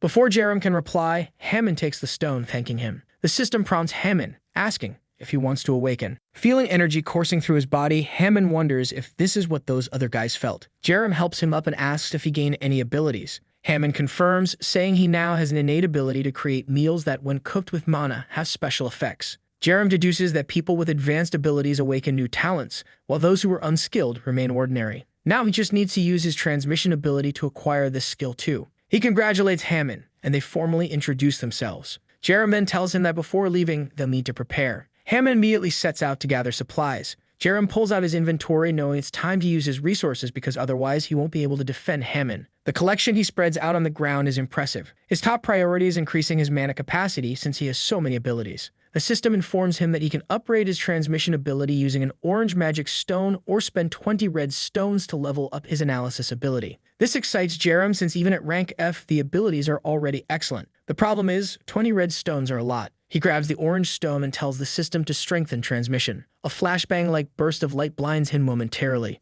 With that, transmission advances to rank E. His mana capacity increases significantly, and now he can further enhance abilities acquired through transmission. Considering how many abilities he has, this upgrade is perfect. He also upgrades analysis, which now allows him to predict enemy movements. Curious to see how it works, he tests the skill. Just then, a pleasant smell hits his nose. Hammond has prepared a meal, saying it's too bulky to pack, so they should eat it now. Jerem eagerly grabs his chopsticks, saying it will be a pleasure. As he eats, he gains a 20% bonus to all stats for 3 hours. The food is incredibly potent. Obviously, he eats everything and cleans the plate. He jokes that when gamer parents have kids, they'll convince them to eat vegetables by saying, "Eat this broccoli, and you'll gain 15 agility points." He praises Hammond, saying it's now much easier to escape. But Hammond mentions that the entrance is blocked with wood. Jerem assures him, saying he knows another way out. He raises his chain and slams it into the ground. A path to the sewers opens. The two descend into the tunnel when suddenly an earthquake shakes the ground above. Hammond has no idea what's happening, but Jerem remains unimpressed. Then the horror reveals itself. A three-headed monstrosity emerges. The heads scream in unison, mocking Jerem for finally being found. Hammond panics as Jerem wonders how they tracked him. The creature is grotesque with 3 heads, 2 arms, and blades extending from its limbs. Park appears with his signature terrifying grin, calling out to Jerem. He tells Hammond to stay back and activates analysis. The system identifies Park as an infected awakened with triple-headed traits, enhanced sword skills, agility, and more. Park, thrilled, declares he can't wait to kill Jerem, calling the encounter perfect timing. The system warns Jerem that he's been inflicted with fear. Hammond, overwhelmed, panics. Jerem activates mental care, gradually dispelling Hammond's fear. Park marvels at Jerem's many abilities, asking how it's possible. Jerem dismisses him, telling Hammond to return to the market because things are about to get messy. He activates Chain Separation and Fire Dragon while fully buffed. Decked out with agility-enhancing cat feet and other abilities, Jerem exudes confidence. Park lunges at him, but Jerem uses Prediction, dodges the first punch, and lands a solid hit on Park's chest. The monster reels back, coughing blood, unable to breathe properly. The imprint of Jerem's fist remains on its torso. The other 2 heads comment on how ridiculously strong the punch was, questioning how one person could outmatch them all. Park silences them, saying they can't kill Jerem quickly. They need to savor it. He activates his strengthened version of Fear. The system informs Jerem that he's learned 32% of the ability used against him. If he experiences this skill multiple times and reaches 100%, he'll master it. Jerem notices something new. He anticipates attacks from behind. Park charges again, but Jerem predicts it, landing another devastating blow to his chest. The force sends Park flying into the tunnel wall. Park struggles to understand how Jerem reacts so quickly. The 2 remaining heads plead with Park to retreat, but Park refuses, calling them useless trash. He prepares his weapons as the heads beg him not to kill them again. Ignoring their pleas, he says goodbye and cuts them off. The severed heads grotesquely mutate into something even worse. After a gruesome transformation, Park reemerges with a single massive eye on a new head. He boasts about feeling magnificent now.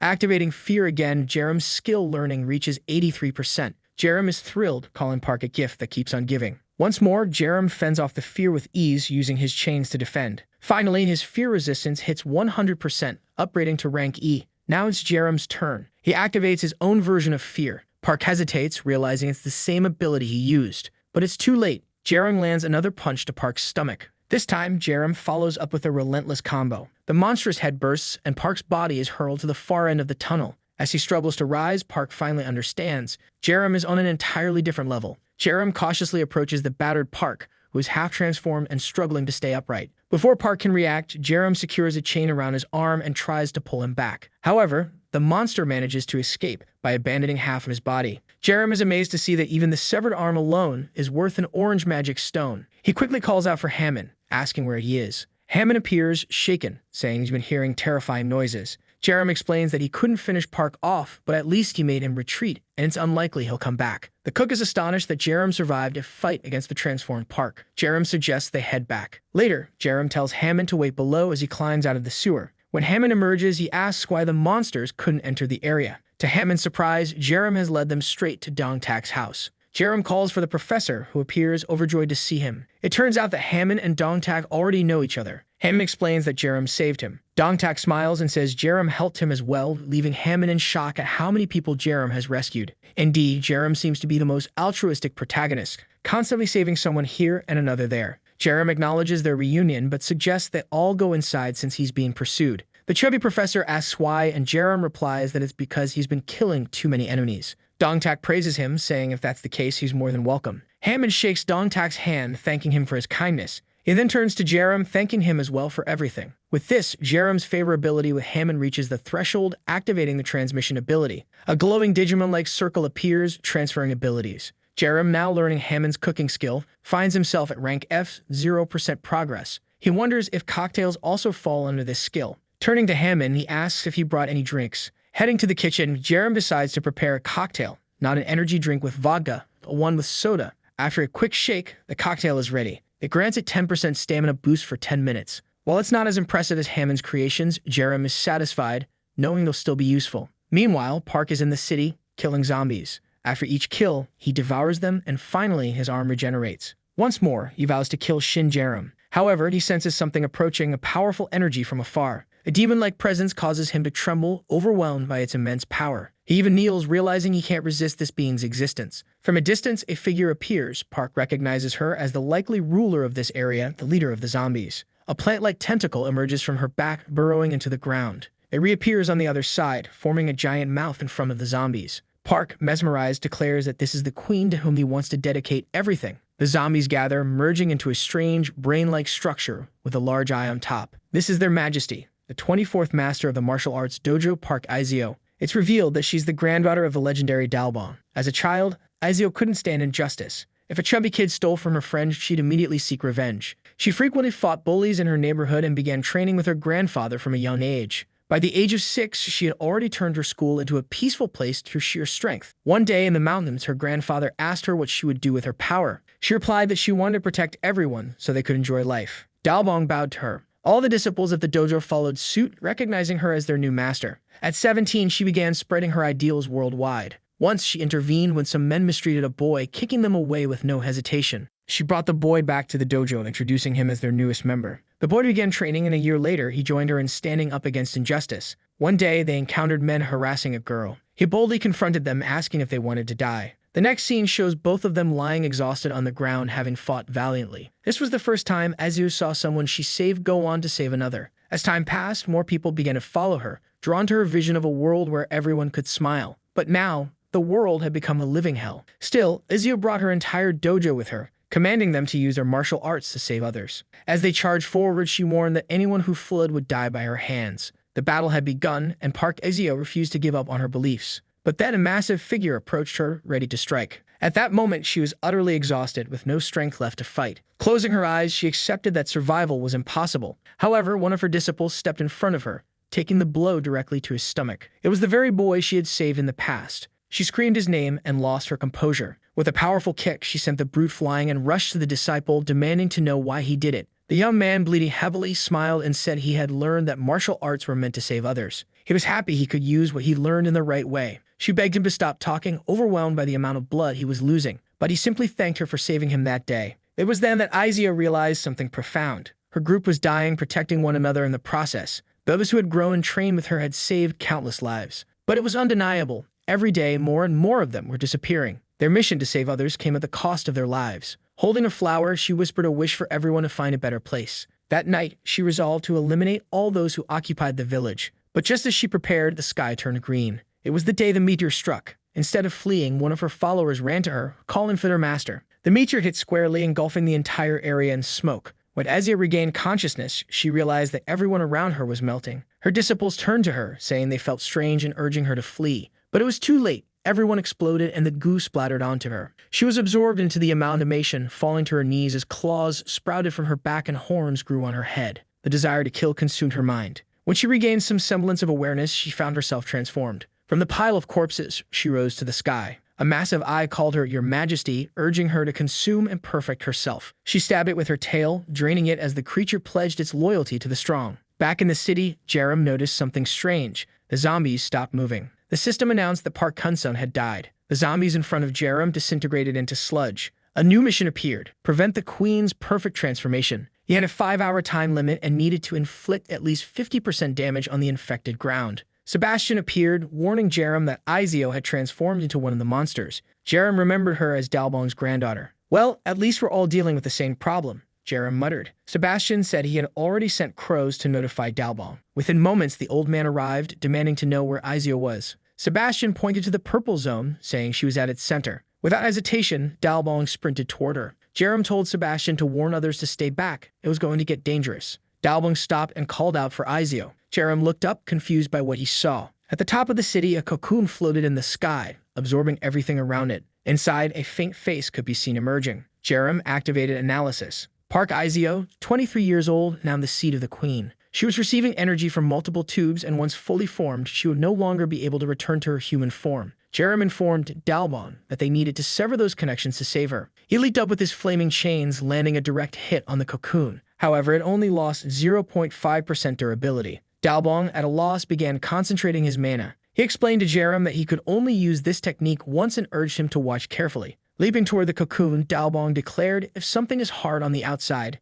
Jerem's analysis revealed that Dalbong's trembling fist had an effect similar to acoustic magic. It's soft on the inside. That's where you strike. Dalbong finished. His punch landed with a massive shockwave, creating an explosion and causing liquid to ooze out of the cocoon. Despite his age, Dalbong managed to reduce the cocoon's durability to 88.9%. The old man impressed Jerem, who remarked on his incredible strength. Dalbong said he needed time to recover and encouraged Jerem to learn from the technique. Confidently, Jerem replied that he had already learned enough. He detached his chains and launched himself at the cocoon. Activating the acoustic magic in his fist, he landed a solid punch. A tentacle shriveled and exploded, disconnecting from the cocoon. Its durability dropped to 74%. Dalbong was amazed that Jerem had mastered the technique after seeing it just once. Jerem, combining his skills, began systematically destroying tentacle after tentacle. The cocoon's durability continued to drop, eventually reaching 47.5%. With the completion of the emergency quest, Jerem gained the ability to proclaim another area. Suddenly, the cocoon from the ceiling fell to the ground.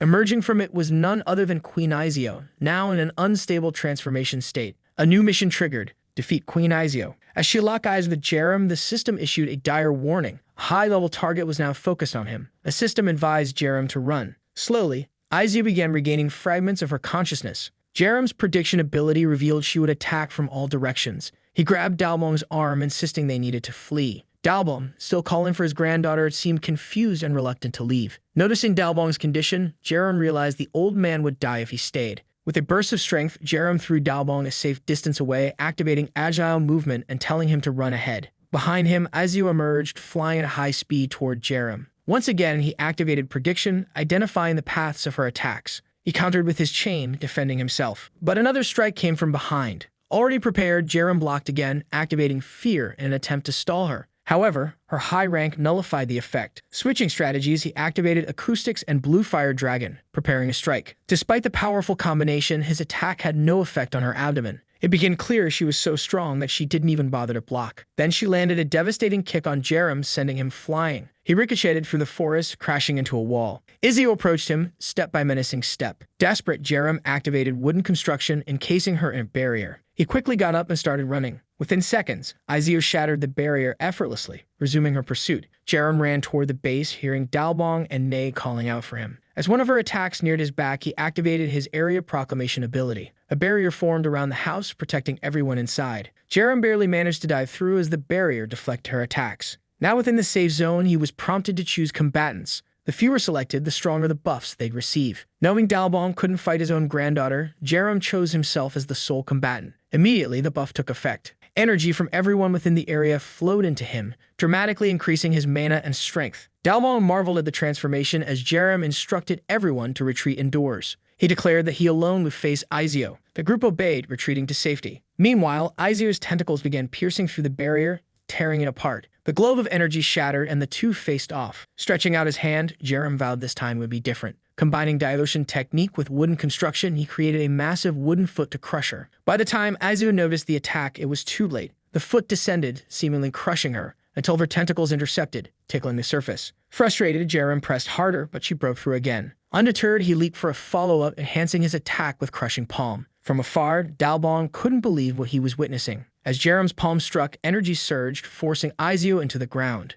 Even as she tried to retaliate, Jerem focused energy into his fists, activating the martial demon's second form, the Dance of Fists. Branches wrapped around her tentacles, holding her down as Jerem landed a crushing blow from behind. This time, she was flung across the battlefield, crashing into the distance. Jerem, breathing heavily, wondered if he had finally overpowered her. But from the shadows, she emerged again, exuding a menacing purple aura. He noticed her chest's core was beginning to crack. Using analysis, the system revealed that this core was her weakness. Destroying it would end the fight. At that moment, prediction warned him of an incoming attack to his head. He narrowly dodged, realizing the next set of attacks would overwhelm him if he didn't retreat. Observing her movements, he questioned whether she was now using martial arts. But before he could react further, she lashed out with a tentacle, landing a strike that splashed into a red puddle. Despite her relentless assault, Jerem managed to grab her leg, swinging her like a sack of garbage and slamming her into the ground. The cocoon's durability dropped to 77%. Seizing the opportunity, Jerem prepared another strike, landing a direct hit. However, Jerem began to notice a pattern. Even when his hits seemed to land, Izio managed to evade at the last moment. As another attack approached, he barely dodged, feeling a sharp pain in his chest from the near miss. She continued her relentless assault, moving faster with each strike. Jerem couldn't help but wonder why her speed seemed to be increasing. She gave at him with an attack aimed at his face, and he countered with a punch. Both of them landed their strikes, sending each other sliding backward. Outside the barrier, the others could only hear the sounds of their fierce battle. Ney asked Dalbong if he was sure Jerem would be okay. But Dalbong's expression was grim. He knew things were heading toward disaster. At this moment, we delve into Dalbong's past. A martial prodigy blessed by the gods, he quickly rose to become a champion. But his arrogance and selfishness overshadowed his skill. He berated his own son, calling him weak and a disgrace to their family. The boy left behind a note apologizing for not being someone his father could rely on. At the age of 20, his son left home. Dalbong dismissed him as a loser and moved on, forgetting the boy entirely. Years later, government officials came to Dalbong's dojo asking if he was the father of Park Sin-rian. Dalbong immediately sensed something was wrong. The scene shifted to his son's funeral.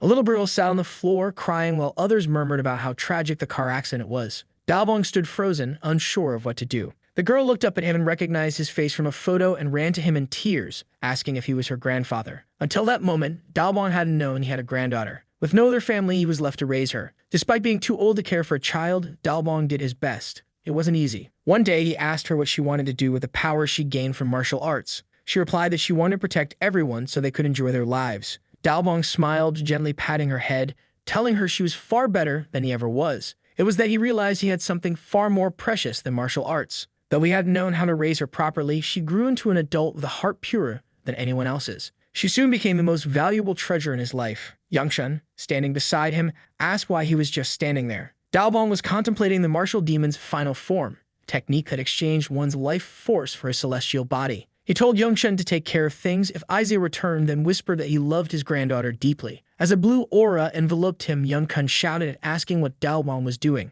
But Dalbong continued to gather energy, declaring he'd give everything for Izio. As his power surged into the heavens, he acknowledged the price. Even if it meant sacrificing himself, he was willing to save Izio. Meanwhile, Jerem was being beaten down. Izio's speed had reached a point where even his predictions couldn't keep up. She launched another punch straight at his face, but suddenly, Dalbong arrived with a flying kick. Izio noticed him too late and took a heavy blow to her arm, sending her flying. Dalbong stepped in front of Jerem, telling him to watch and learn. This is the true power of the celestial demon's martial arts. A pack of spectral tigers emerged from Dalbong, charging toward Izio. The system informed Jerem that he was witnessing a perfect demonstration of an expert's skill. His learning meter shot to 100%, unlocking the second gate of dilution. Dalbong assured Jerem he could handle the chaos, giving him permission to rest. Izio, meanwhile, gathered the energy from Dalbong's previous attacks, neutralizing them. Activating her own aura, she prepared for a counterattack. Dalbong praised her, saying it was the least he expected from his granddaughter. But he warned her to stay alert. He was ready for the final fight of his life. Dalbong advanced again, narrowly dodging her attacks and landing a powerful punch to her abdomen, sending her flying. Still midair, she activated power in her hands, forming spikes that pierced his back. Dalbong shrugged off the attack, criticizing her weak resolve. Charging forward, he called her slow and unmotivated. She turned to defend, creating a glowing energy sphere. Even so, Dalbong's strike broke through, slamming her into the ground and cracking her defense. He landed on her shield, calling her name and asking if she had truly forgotten everything when she became a monster. The barrier shattered as she retaliated with another attack. Dalbong ignored it, grabbing her arm and declaring it impossible for her to win. Someone who had lost the true path could never defeat him. With that, he delivered a headbutt directly into her core. The explosion tore through the forest, leaving destruction in its wake. Sometime later, Dalbong stood, distransformed.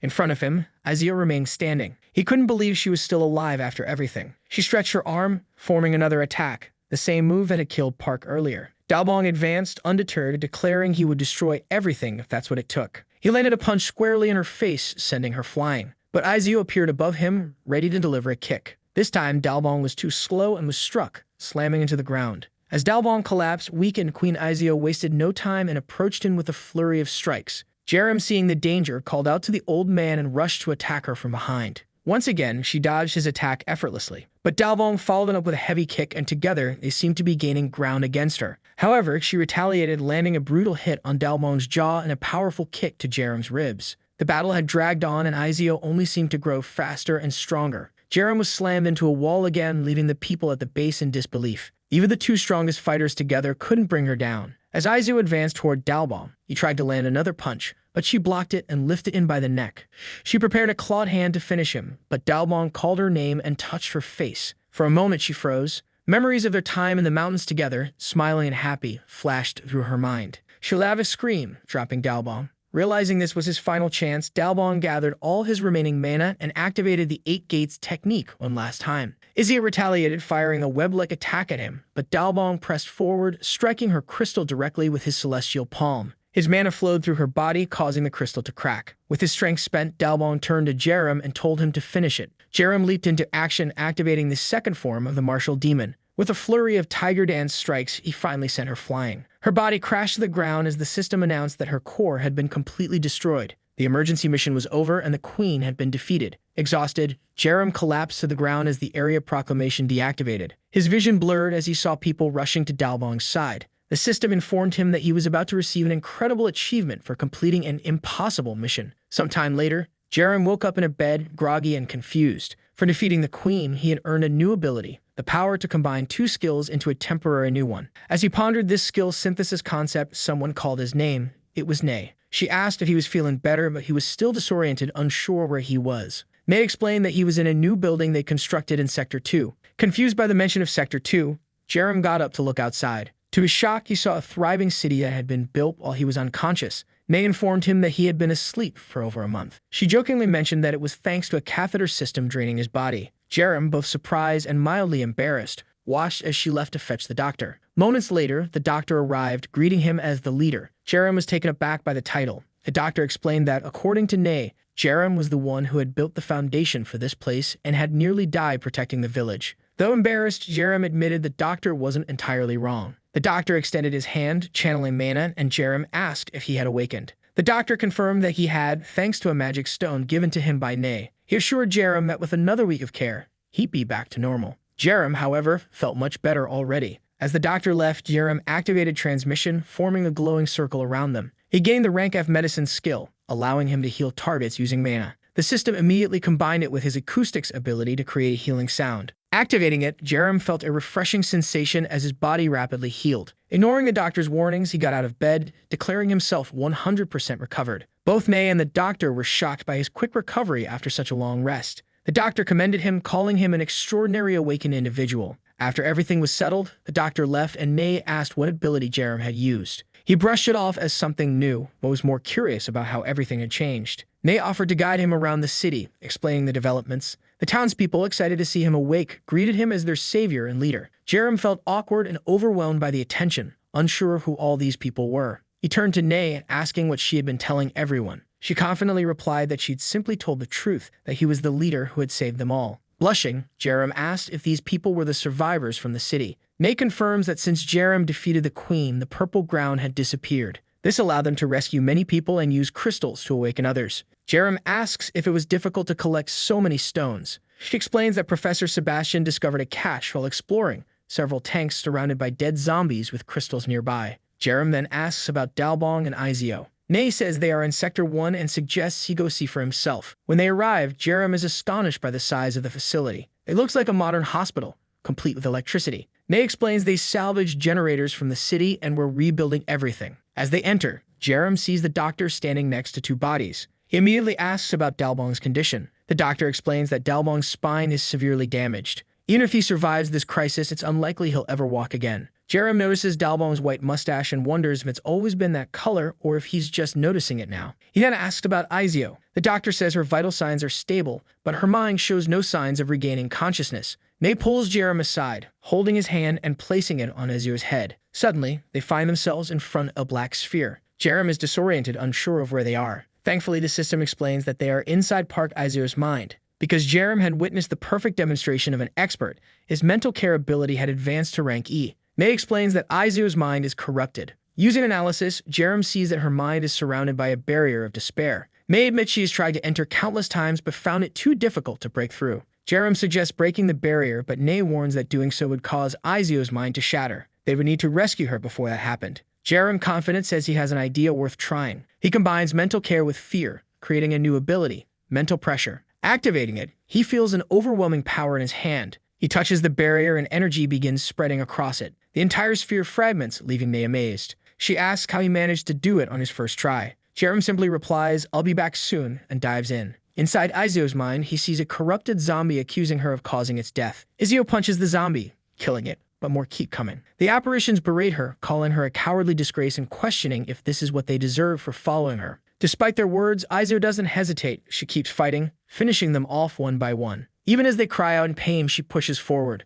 Then a shadow resembling Dalbong forms, asking if she intends to kill her grandfather a second time. Izio doesn't flinch and delivers a flying kick to its face. Even the boy she had saved appears, asking how long the great master will continue like this. She punches him too, unwavering. This endless cycle continues as the apparitions mock her, claiming she'll tire eventually. They declare they have all eternity, and she will break down sooner or later. Bit by bit, she begins to lose her mind. Dalbong's shadow gains color and urges her to rest, claiming it's the only way out since she'll never escape this place. At that moment, an energy burst explodes on the ground, catching Izio off guard. Jerem appears, surprising her. Recognizing him, she asks what he's doing there. Jerem admits how mentally exhausted she looks. After all, she's been fighting these apparitions non-stop for over a month. He tells her he's there to help her escape. The apparitions taunt her, questioning if she plans to abandon them and run away. Jerem uses analysis, revealing that these apparitions are manifestations of Izio's trauma. If she doesn't overcome them, they will endlessly reappear. Seeing how unwell she is, Jerem tells her that none of this is her fault. He reminds her that believing these accusations would insult the sacrifices of everyone who fought alongside her. She admits she knows that,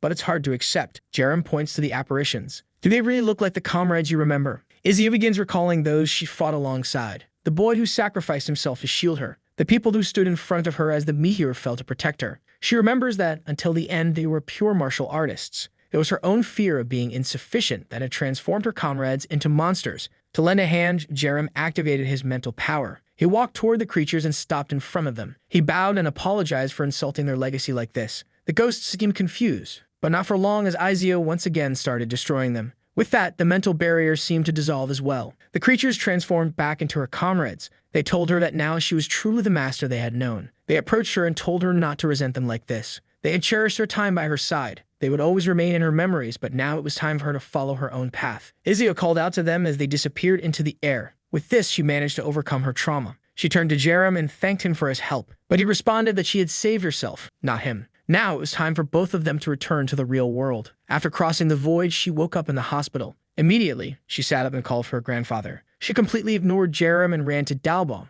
saying he was in that state because of her. She fixated on his white mustache. But at that moment, Dalbong opened his eyes. He woke up, telling her it wasn't her fault. If he hadn't saved her at that moment, he would have regretted it for the rest of his life. She told him it was okay, and he didn't need to feel regret about anything anymore. And with that, he hugged his granddaughter tightly. A while later, as Izio was leaving the room, Nay asked to talk to her for a moment. There was something she wanted to say about Jerem and asked her to take a look. Jerem was sitting on a bench in his city. The boy had suddenly become president. Nay approached him and asked why he was sitting there alone. He replied that he was just resting but noticed that the people seemed quite happy. She explained that everyone was feeling this way because they had just escaped that hell. He then asked about the problems they had faced that month. She said that thanks to the elders in the city, everything had gone well. Jerem was relieved. The abilities he helped awaken had truly made a difference, but he wanted to know if they were missing anything. She said that magical stones were the biggest shortage. Those were the only way to strengthen objects and people. Jerem was surprised that she knew about object strengthening. She explained that she understood it when he mentioned that crystals work as experience.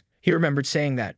She added that she had placed several stones in a generator, greatly increasing its efficiency. That explained why Sector 1 had so much power. He then said it was the perfect time for him to explore the region and collect as much as possible. But she protested, saying he had just woken up and shouldn't leave yet. He countered that this was the perfect reason to start moving his body again. But someone else interjected, saying that if he was going, they would have to accompany him. There was a confident fighter who claimed to be a zombie-crushing professional. Jerem simply agreed, saying, "Let's go." The only thing they needed was a motorcycle. She hopped onto the back of the bike and Jerem sped through the city. They encountered zombies ahead and stopped the bike. The chances of finding survivors were obviously very slim. The bridge ahead was packed with zombies. The horde came rushing toward them, but the confident companion declared she could handle it. She ran toward the creatures and delivered a powerful kick straight to the head of one of the monsters, sending it to the ground. A tongue lashed out from behind her, but she dodged and countered with another punch and a kick, unleashing energy that scattered the zombies. Jerem was impressed by her strength. Finally, the crystals they had been searching for dropped. She handed them to him,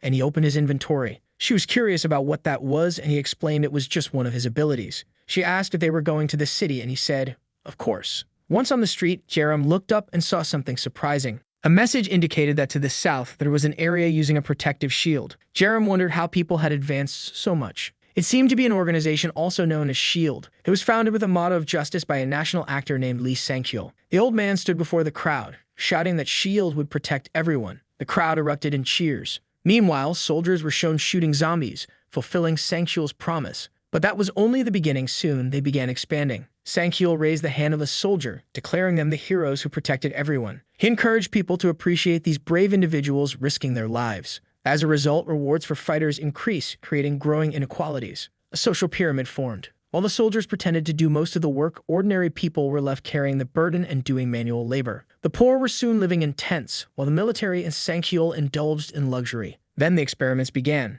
A scientist drew blood from a zombie, while 3 people were tied to a wall. He approached them, and you can imagine what happened next. A quick injection, and one of them began to transform. This was the true face of Sang-kyul's army: crazy experiments and pure injustice. SHIELD was essentially a trap you couldn't escape once inside. Seeing the message, Jerem realized they were starting to make their move. Apparently, Nay had told Izio that Jerem knew about the future. Izio asked if these people were going to cause problems. He replied that they probably would, so they needed to investigate. But first, Jerem slammed his fist into the ground. The zombies across the city heard the sound. He grabbed his chain, declaring that it was time to herd the sheep. The zombies swarmed toward them, but the pair easily eliminated them. Not long after, they returned to their motorcycle. That's when Jerem had the idea to upgrade it. The system informed him that he could enhance both the body and the engine. This meant the bike might gain 2 different abilities. He modified the engine, drastically reducing its sound. Izio immediately noticed and asked why it had gone so quiet. He explained that he had strengthened it the same way he had upgraded his weapon. Impressed, she admitted she didn't know the stones could be used in so many ways. He eyed another stone and said he would show her again. He strengthened the engine further, upgrading it to the next rank and unlocking the stealth ability. On the road, he activated the stealth mode, and the 2 rode silently, blending into the shadows as if in black and white. They passed by SHIELD soldiers stationed at a bridge. Jerem thought it was the perfect chance to test the stealth. They moved close to the soldiers, who seemed to sense something for a moment. One asked if something was wrong, while the other said he felt something strange. But they had no idea Jerem and Izio were already far ahead, near the base. It was the same place Jerem had seen in the past. Their stealth worked so well that they found themselves in the middle of the enemy's base. At that moment, an announcement played declaring that they had finished restoring the village. The voice was one Jerem knew all too well: Kim Hyung-suk, SHIELD's propaganda director. Hyung-suk spoke about how, thanks to the awakened ones who had dedicated their lives, they had finally achieved this success. Pointing to the soldiers, he proclaimed that they deserved long lives. For him, the government and military were useless. Only SHIELD could win this war. The crowd cheered SHIELD's name in celebration. Hyung-suk continued, saying they must first appreciate the heroism of these individuals. That was why those who fought on the front lines would become first-class citizens. Jerem activated analysis, discovering that Kim Hyung-suk was a human magic stone eater with the title of hybrid creature. Hyung-suk showed a map, urging everyone to continue earning their qualifications. That way they could access the true SHIELD villages, or even the central base known as Paradise. Izio remarked that the group seemed massive and highly influential. How do they have so much strength and military resources? She asked. Jerem had no idea but agreed it wasn't surprising that Hyung-suk dismissed the official military as incompetent. He was more curious about the hybrid creature title and why Shield was so focused on expansion. Clearly, there was more to this than he knew. Izio asked what he planned to do. He replied that for now, they would do nothing since there were many civilians present. Plus, he had no idea how powerful the Awakened Ones in Shield were. At the moment, they were at a numerical disadvantage. He explained that, as far as he knew, S.H.I.E.L.D. conducted experiments with zombie blood. Izio asked if they were insane and what they planned to do in Paradise. Jerem said they would focus on gathering information for now. The scene shifted to the forest,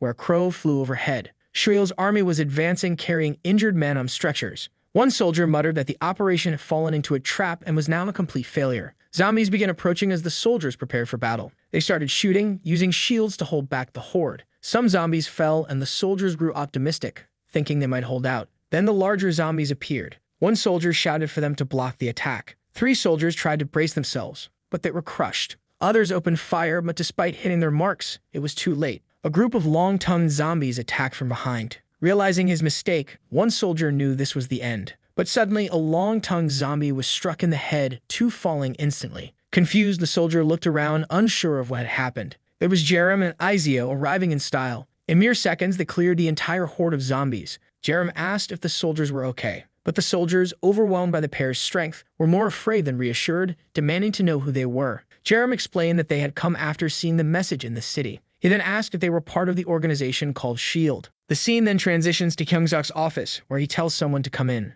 A chubby man enters the room and says he's there to deliver information about the reconnaissance operation. Hyung-suk says he wants to know the reason for these mishaps, and that he's not helping them get stronger just for them to be this incompetent. The man trembles, apologizes, and tries to explain that they encountered several mutant zombies. However, Hyung-suk has already decided he needs to be careful with so many incompetent people around him. The man then says that at least it wasn't all bad, because they managed to find 2 amazing individuals who want to join S.H.I.E.L.D. Hyung-suk orders him to explain, and he says they're people who easily killed mutated zombies. Hyung-suk is impressed since those mutations were extremely difficult to defeat. However, he finds it suspicious that someone so powerful would want to join S.H.I.E.L.D. Maybe they were planning something. He then says he wants to meet these people and asks where they are. The scene shifts to the group sitting on a couch. Hyung-suk and his vacuum-packed friends introduce themselves, saying they are the owners and protectors of the place. At that moment, Jerem activates his analysis and sees that all 3 of them were eaters of human magical stones. The 2 then introduce themselves. Izio says he thinks he's seen her before and asks if she was part of the martial arts dojo. She says yes, and that before everything started, she was a master. He says it's great news to know that someone as amazing as her came to visit. However, he wants to know why she no longer calls herself a master.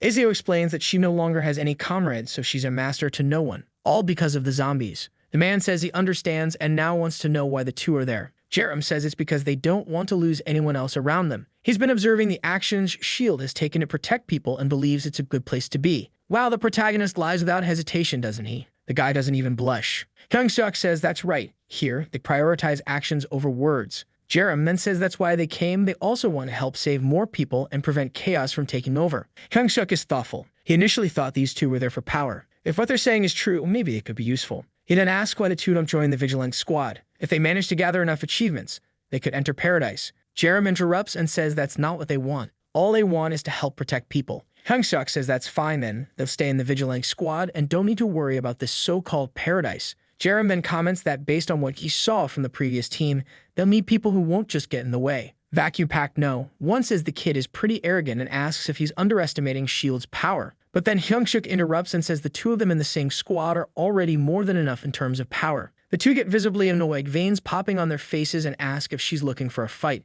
until Hyung-suk gives them a glare and they quiet down. Man, they train their chest and arms but skip leg day, the classic Dorito shape. Hyung-suk then agrees and says they'll prepare a special squad just for the 2 of them. Both of them stand up and thank Hyung-suk for understanding their situation. As soon as they leave, the others comment that they seem skilled but are way too full of themselves. Hyung-suk tells them to calm down, saying that taming a wild beast is much more appealing. First, they needed to ensure that these kids were truly as skilled as they seemed. Outside, Izio asks why Jerem didn't want to join the so-called Paradise and refused the offer. Jerem explains that pretending to be a hero who wants to help people is the fastest way to gain that guy's trust. He then starts stretching and says it's time to prepare. What he had expected was just arriving, a bunch of guys heading his way, practically punching bags. A tight-shirted guy tells Jerem that if he wants to prove the 2 of them are enough for the squad, they'll have to fight. Izio tries to excuse herself, saying that her earlier statement was just a joke. However, the guy questions whether she's going back on her word. Someone so inconsistent didn't deserve the title of master. That's where she clarifies that when she said 2 were needed, she was joking.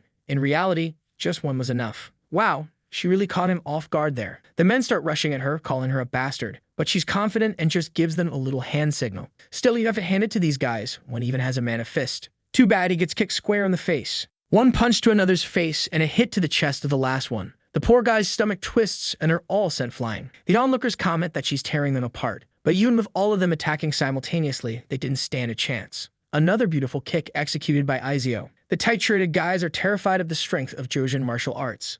Another punch sends Yun flying far away. Not even 10 seconds had passed, and they were all moaning in pain. She then says they're a bunch of weaklings and asks how long she'll have to deal with people like them. She looks at Jerem and warns them that he's much stronger than she is. The men start trembling. If they didn't stand a chance against her, imagine against him. One of them, lying on the ground, just stares at Izio's back. She then turns to the 2 Doritos and asks if the cowards won't fight her. One of them says it seems he'll have to handle this personally. He starts activating his mana and tells her things are about to get serious. Izio gets excited, realizing the guy is better than she expected. She gets into her stance and signals him to come. He attacks, but suddenly someone yells at them to stop. It's Hyungsuk, who jumps down from above and runs toward the bald guys. He slaps them across the face. Immediately, he yells at them, saying what they're doing is completely wrong. Regardless of how strong they were, they had already promised to fight for the people there. The 2 fools apologize, admitting their mistake. Hyungsuk orders them to pick up the fallen guys and get out of there. They leave quickly. Hyungsuk turns to the 2 and apologizes for his men acting that way. Jerem says it's fine since, in the end, the ones who got beaten were his men. He jokes that he should be the one apologizing for what happened.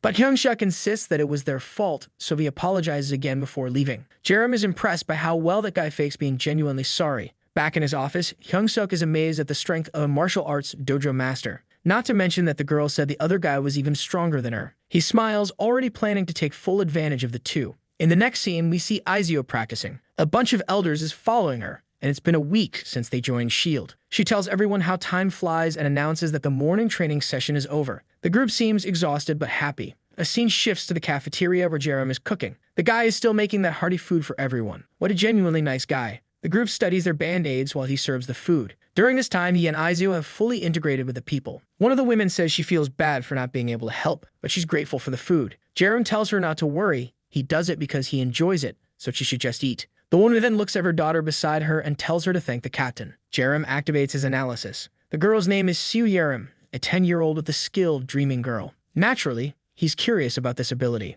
The girl bows and thanks Master Jerem. At this point, her favorability is maxed out and he can now steal her skill. It seems he'd spent the week being kind to her just to make this happen. He activates the transmission. A circle appears and he obtains the F-rank magical girl skill. With it, he can turn dreams into reality using mana. That day, he tested the skill, finding it both terrifying and incredibly useful. The scene shifts back to Hyungsuk and his comrades. He asks if it's true that the 2 gain the people's trust in just 1 week. Someone confirms, adding that Jerem seems to be spending more food than usual to keep everyone well fed. The leader wants to know if he's done anything beyond that. The guys say they've only been teaching martial arts and distributing food. Hyungsuk asks if they think there's some kind of angels performing miracles in this place. The man with thick eyebrows insists that he's sure they're planning something. The leader then asks if the power plant is still inaccessible. The guy says yes, it's too dangerous, but they've been keeping an eye on it. Hyungsuk says this is the perfect time to check it out, to see if those 2 are truly heroes of justice or just bluffing. Some time later, he tells the 2 that he's heard about all the good they've been doing for the survivors. On behalf of the entire squad, he wants to thank them both. Jerem says there's no need, he's just doing what he believes is right. Hyungsuk replies that he feels a great sense of honesty from them and asks if he could request a favor. The 2 grow apprehensive as he lays a map on the table. He explains that at the power plant marked on the map, there are terrifying monsters. The 2 look intrigued. A man in the back adds that they had sent an analysis team, but they lost contact with them. Jerem asks for more information. Hyungsuk shows him the communication log. The recordings reveal that the zombies there aren't ordinary and are far too strong. There are screams, and then the communication cuts off. Jerem realizes everyone sent to analyze the location is dead. Hyungsuk explains that to save more people, they need more energy. Izio immediately understands that this beast of a task is being assigned to the 2 of them. Hyungsuk confirms, saying that with their abilities, it wouldn't meet the same fate as the vigilant teams. Jerem smiles and says that if it's to save more people, he's definitely willing to do it. Hyungsuk stands, thanking them for their dedication. But as he starts to mention a reward, Jerem interrupts, saying it's unnecessary since he's doing it to help the survivors. Hyungsuk remarks that Jerem seems firm in his convictions. Later, The muscular guys question if the two will really be able to pull it off. Hyung-suk dismisses their doubts, saying it doesn't matter. If they die, it's not their problem. While they're attacking the power plant, the squad will target a hospital they've been planning to raid for a long time. Outside, Jerem and Izio talk. Izio expresses her doubts, noting that many people have died in that place. Jerem agrees about the danger, sure that there's a creature of much higher level there. But Izio says that makes it even more exciting and tells him they should get going. On the road, they're back on their bikes, heading toward the plant. When they see the sign for the plant, Jerem jokes it feels like PUBG. As they cautiously approach, Jerem suddenly tells Izio to wait. Something is leaping toward them. It's an albino ghoul, jaws wide, ready to devour them. Jerem quickly realizes these are evolved ghouls. He launches an attack with his chain, but the creatures are covered in energy. He hadn't expected these creatures to have mastered electricity. They unleash a combined triple attack, sending electricity through Jerem's chain and shocking his arm. Stunned, he freezes, similar to Pikachu, as the monsters rush at him again. Izio calls out and moves to help. The creatures launch another attack, but she manages to raise a barrier. She tries to hold them off, but the monsters overwhelm her, and she takes a hit. It doesn't last long before they're back, aiming to bite Jerem. He lowers his head to shield himself, but takes a blow to the chest. The monsters aren't just electrically charged, they're intelligent. Jerem realizes there's only one way out of this. He hesitates to use a particular ability, but decides there's no other choice, vowing to kill the creatures. He performs a dance-like move, activating his transformation. It's the power of the magical girl skill, which momentarily confuses enemies during transformation. Jerem's weapon begins to manifest, but it's not what anyone expected. It's a bow adorned with ribbons. Embarrassed, he promises to make those monsters pay. Luckily, the magical outfit is invisible, sparing him further humiliation. He raises his wand and mutters, "Abracadabra, help me withstand electricity." The wand grants him an electricity resistance buff. Though still looking ridiculous, he lands a strike on one of the monster's heads. Izio, watching from the ground, is baffled. The first monster is sent flying and the second charges at Jerem. He ducks and strikes it in the ribs, cutting it in half. The last creature leaps to conjure an electric attack, but Jerem advances, unharmed thanks to his resistance. Confused, the monster takes another blow to the head and falls. With all three creatures down, Izio approaches and asks what just happened. Jerem, with a serious face, says it was a transformation. Still puzzled, Izio asks if all awakened ones have the ability to transform. Jerem explains that some do, and that's how he obtained the wand. Curious, she asks if it's possible for her to gain such an ability as well. Jerem says she just needs to imitate what he did. Izio asks if that means copying the dance moves. He confirms, telling her to do exactly what he did. Izio, taking it seriously, raises her arms and calls for the transformation. However, after a while, she realizes nothing is happening. Jerem bursts out laughing in her face while she, blushing furiously, demands to know why it's not working for her. Our hero explains that the transformation only worked because of a specific skill he possesses. Now enraged, Izio declares she's going to end him. But before she can act, he raises his wand and grants her an electric resistance buff as well. With a bump forming on his head from her retaliation, she orders him to forget everything he just saw. Jerem promises he already has, reassuring her not to worry. He then activates healing magic for both of them, curing their injuries. He pulls a couple of drinks from his inventory and hands one to her, explaining that it will help. It's a nutritional tonic that increases stamina by 10%. She comments that it looks normal but tastes surprisingly good. Jerem explains he mixed energy drinks with vitamins and medicines for the concoction. Now that they're recovered, he says it's time to move forward. They continue through the power plant and quickly encounter more albino ghouls. The creatures like Pikachu leap at them, but now with the resistance buff, the fight is manageable. Izio punches one in the face, while another attacks from the side. She dodges, kicks it, and lands another hit. She notes how, not long ago, she would have had no chance in such a fight. But thanks to Jerem's abilities, everything has changed. Curious, she asks if he can use any other types of magic with the wand. He replies that he checked, but it seems the wand only allows one magic per transformation. What they don't notice is that they're being observed from above. Jerem suddenly senses the presence of something. It's another albino ghoul, which appears to retreat. Izio wonders aloud if the reconnaissance team was attacked by these creatures. They're strong, but it's strange that no one survived. Jerem suggests that an important structure like this must house something even stronger. She points upward and asks, like that, for example. Sure enough, there's a massive albino creature with a golden crystal embedded in its head, resembling something out of Attack on Titan. Jerem agrees, noting it doesn't look easy to handle. The monster opens its mouth and begins to draw in air. To their shock, it unleashes an energy beam like a Kamehameha. Jerem quickly activates a wooden structure, creating a totem for defense, but it's completely obliterated, leaving him injured. Izio smirks, reminding him not to laugh at her when he's in the same state. She glares at the monster, declaring she'll get revenge. The scene shifts to the monster charging at them. It claps its hands together, releasing another electric attack, but the two manage to jump away in time. Jerem activates his blue dragon chain, wrapping it around the monster's neck. Taking advantage of the opportunity, Izio strikes its mouth. As Jerem tightens the chain, he kicks the creature's foot, causing wooden spikes to emerge, sending it into a frenzy. The beast roars, summoning more creatures to the area. Izio says she'll handle them, but Jerem assures her his weapon is perfect for causing a massacre. He spins the chain wildly, taking out zombies left and right. Izio watches, feeling useless as the larger creature writhes under the onslaught.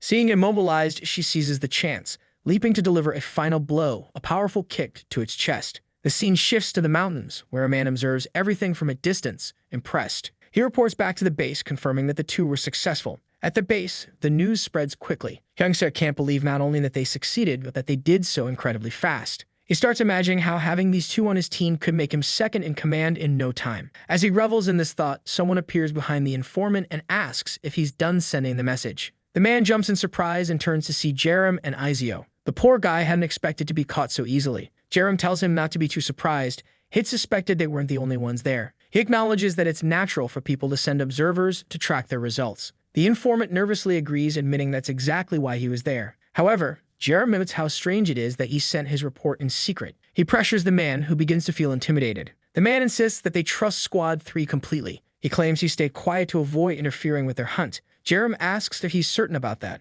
The man reassures him, saying all he wanted was to keep the two free to act. Jerem smirks, admitting he hadn't thought of it that way. He appreciates having people so concerned for him. He then asks if the man has eaten, to which the informant says no. Jerem invites him to share a meal, pointing out it's dangerous to be out here alone. They light a fire, warm some food, and Jerem serves a feast. The man thanks him and begins eating, praising Jerem for behaving exactly as he did in the village. He comments on how incredible their battles always are and asks Jerem to explain more about them. The man says he can't really explain well because Jerem is just too fast. At least the guy didn't seem to have much idea about his powers. The clueless man gives a thumbs up, saying he's sure the two of them are incredible. And so the three eat under the moonlight. Meanwhile, Hyung-suk wonders if what they showed at the power plant was their full strength. If they were even stronger, they wouldn't need to keep hiding from Omega. This pair might really be his ticket to the top. Now that the power plant mission was a success, there was only one thing left. He asks for an update on the hospital attack. His men inform him that 2 squads have already entered, but communication was cut off due to unstable internet in the area.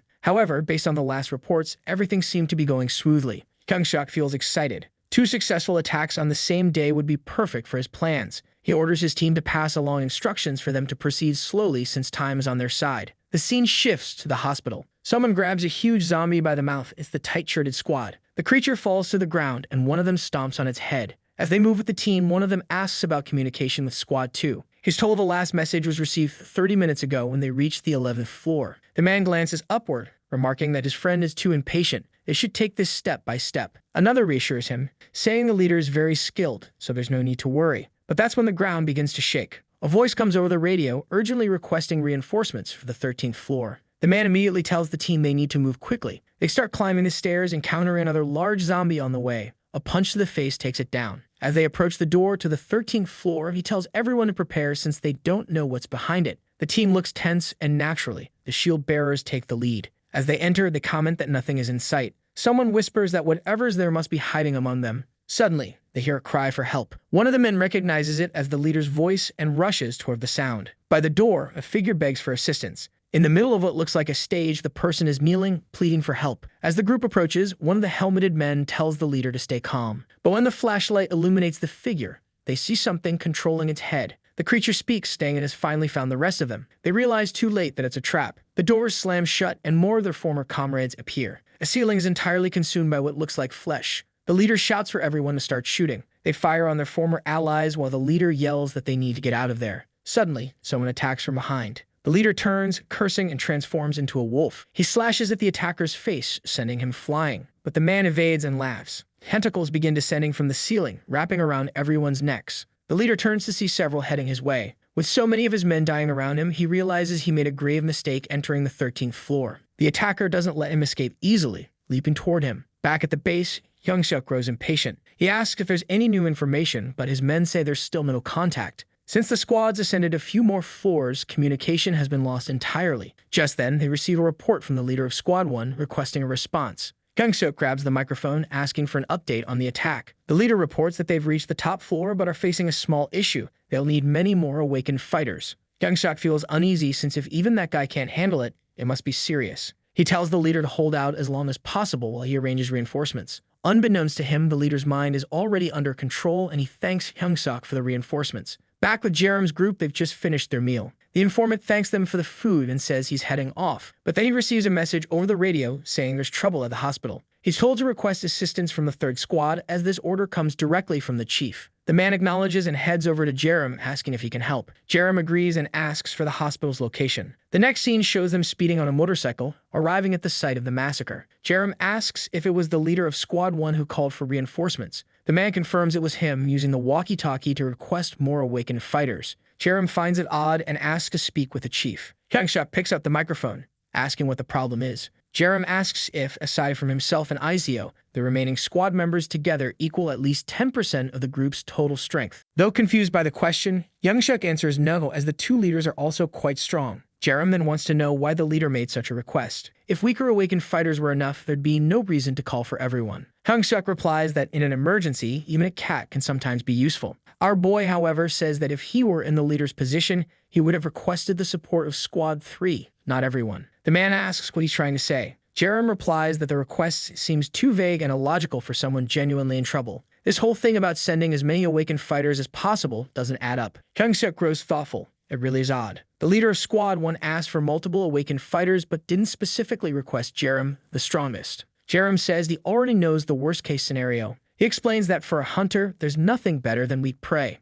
Hyung-suk pauses, understanding what he means. He asks if Jerem is suggesting that the squad leader was already defeated and that this is just a trap to lure more people in. Jerem says it's just a possibility, but one that can't be ignored. The man seems confused, wondering how a monster could imitate a human. Jerem responds that in an apocalyptic world full of zombies, nothing is unexpected. He then asks if they've been speaking directly with the leader of Squad 1. The others confirm they haven't. Jerem nods and says they'll head up now, but they should be prepared in case his suspicions are correct. The man agrees. Jerem calls over another man and asks if he wants to join them. Naturally, the man isn't foolish and says it doesn't seem like the right place for him to be. Jerem replies that he'll keep the walkie-talkie since he'll need to stay in contact with the chief. The man teaches him the frequency and wishes him luck. With that, the pair enter the hospital. Once inside, Izio asks if this is really a good idea. If their suspicions are correct, the place has been overrun by monsters. She's convinced that the leader of Squad 1 isn't the only one who was defeated here. Jerem knows that for him, this place is safe, but that's not the case for Izio. To ensure her safety, he decides she needs an upgrade. He remembers the stone he took from the park's creature earlier. Opening his inventory, he retrieves the gem and hands it to her. She looks shocked, asking if it's even more precious than the red one. He explains that she already defeated a giant ghoul and that he'd feel much more at ease with an even stronger comrade. Hesitantly, she takes it, agreeing to use it. The gem surrounds her in a golden light and she feels her body filling with strength. She thanks him and Jerem says it's just a reward for all the hard work she's done. They continue their path and come across someone with half their head eaten, completely brainless. As they climb the same stairs as before, they hear some noises. 3 zombies are coming their way. Izio tells Jerem not to worry, saying she'll handle it. She delivers a marvelous kick, and even though there are more than 3, they all fall. The creatures are split in half, and Izio confidently looks back at Jerem. At the door to the 13th floor, they recognize it as the source of the distress call. Jerem asks if Izio is ready, and she confidently says yes. The door slowly opens, and they cautiously step inside. From within, they hear a cry for help. Izio says it's the voice of the Squad 1 leader, but Jerem immediately realizes it's a trap. She asks how he's so sure, and he explains that unless someone is suicidal, they wouldn't scream for help in the middle of a hallway. She acknowledges that it makes sense and asks what they'll do. Jerem tells her to stay close as they move forward. He pulls out his chain from the inventory and advances through the hallway. Izio suggests collapsing the entire structure instead of walking into a clear trap. Jerem considers it but says he has a better idea. They enter the room where the cries are coming from. At the far end, a figure is calling for help. From a distance, Jerem asks if it's the leader of Squad 1. The leader responds, claiming his leg is injured and he needs help to move. Jerem simply raises his arm and activates the chain's transformation. The leader looks confused, blinded by a purple light. Jerem had activated the F-rank magic wand, putting the figure in a state of confusion. He then conjures a spell for a flammable oil attack and launches it at the leader. Before the figure can react, Jerem ignites the oil with the fire chain. Immediately, everything in the room starts melting. A strange wolf-like creature attempts to approach Jerem, but he quickly activates a wooden barrier, trapping everyone inside. Jerem declares that they can all now experience the cauldron. Inside, flames spread rapidly, even reaching the ceiling. The creatures claw at the walls in desperation, but the wood is too sturdy. As the fire consumes them, their bodies blister, and they begin to wail. With little oxygen left, they can barely move, suffocating as flames engulf them. Their agonized howls echo as they are reduced to ash. Outside, Jerem and Izio wait. He asks if she's ready, and she confidently says yes. Once again, Jerem uses a combination of mental control and fear to activate mental pressure. At that moment, the wooden wall is destroyed and the 2 guys emerge. As soon as they see Jerem, they leap toward him. However, he throws a flashbang, activating mental pressure. Izio advances and lands a punch squarely on the first one's face. Jerem detaches his chains and smashes the second one's head with a hammer-like strike. The creatures barely leave the room before collapsing to the ground. However, their bodies start being pulled by the entity attached to their heads. Izio yells, "Not today," and slices through both of them. The two former leaders revert back to their original forms. She's impressed, noting that the situation could have been extremely dangerous, but thanks to Jerem's strategy, it was surprisingly smooth. She comments on how Jerem seems to have several unique abilities. He explains that it all comes from a single skill. She then asks how they're going to put out all the fire to enter the room. Jerem explains that in a concrete building like this, the fire will eventually burn itself out.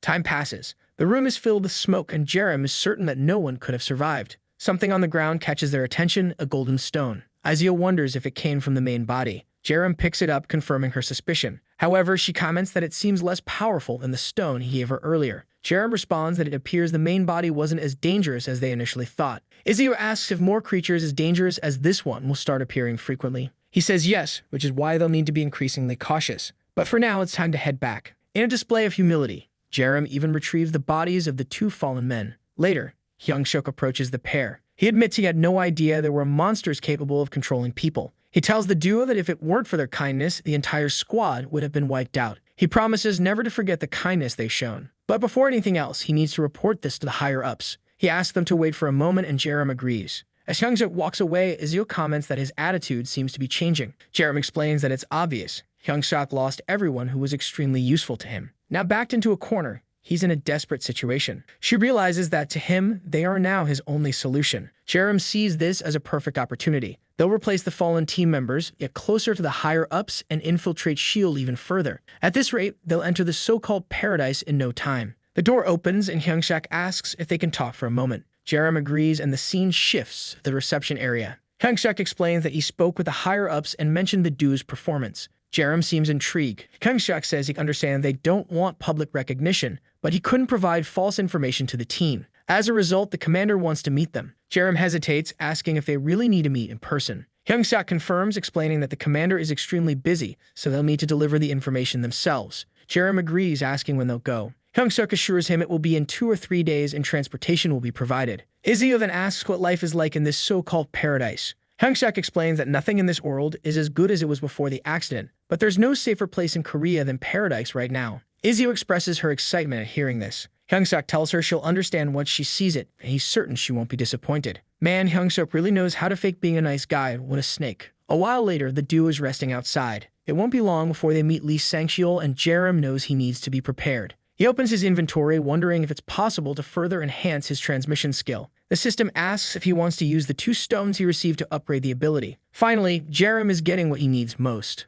Izio asks if he's really going to use them now. Jerem says yes, things are getting dangerous, and he needs more power. The transmission skill is upgraded from rank E to rank D. His mana is significantly increased, and his skeletal structure is optimized for combat. Surrounded by glowing light, Jerem emerges now 50 centimeters taller. Izio covers her face, laughing as she jokes that he's made her look tiny. Jerem counters that it's actually him who grew taller. Confused, Izio asks what happened. Jerem explains that it's a bone growth enhancement ability. She teases him, saying that even though he's taller, he still looks like a fool. Annoyed, Jerem snaps back at her. The system then notifies him that he can now level up abilities obtained through quests. Curious, Jerem checks the quest rewards and finds that Izio is interested in how he fights. If he can battle mana to mana with her until she's 100% satisfied, he'll unlock the Diosan martial arts skill. Jerem tells her to come at him, he's ready to fight without mana. Izio hesitates, reminding him that, unlike him, she's a martial artist. But she warns him that if he's serious, he can't regret it later. Jerem says it's perfect and the place is ideal for this fight.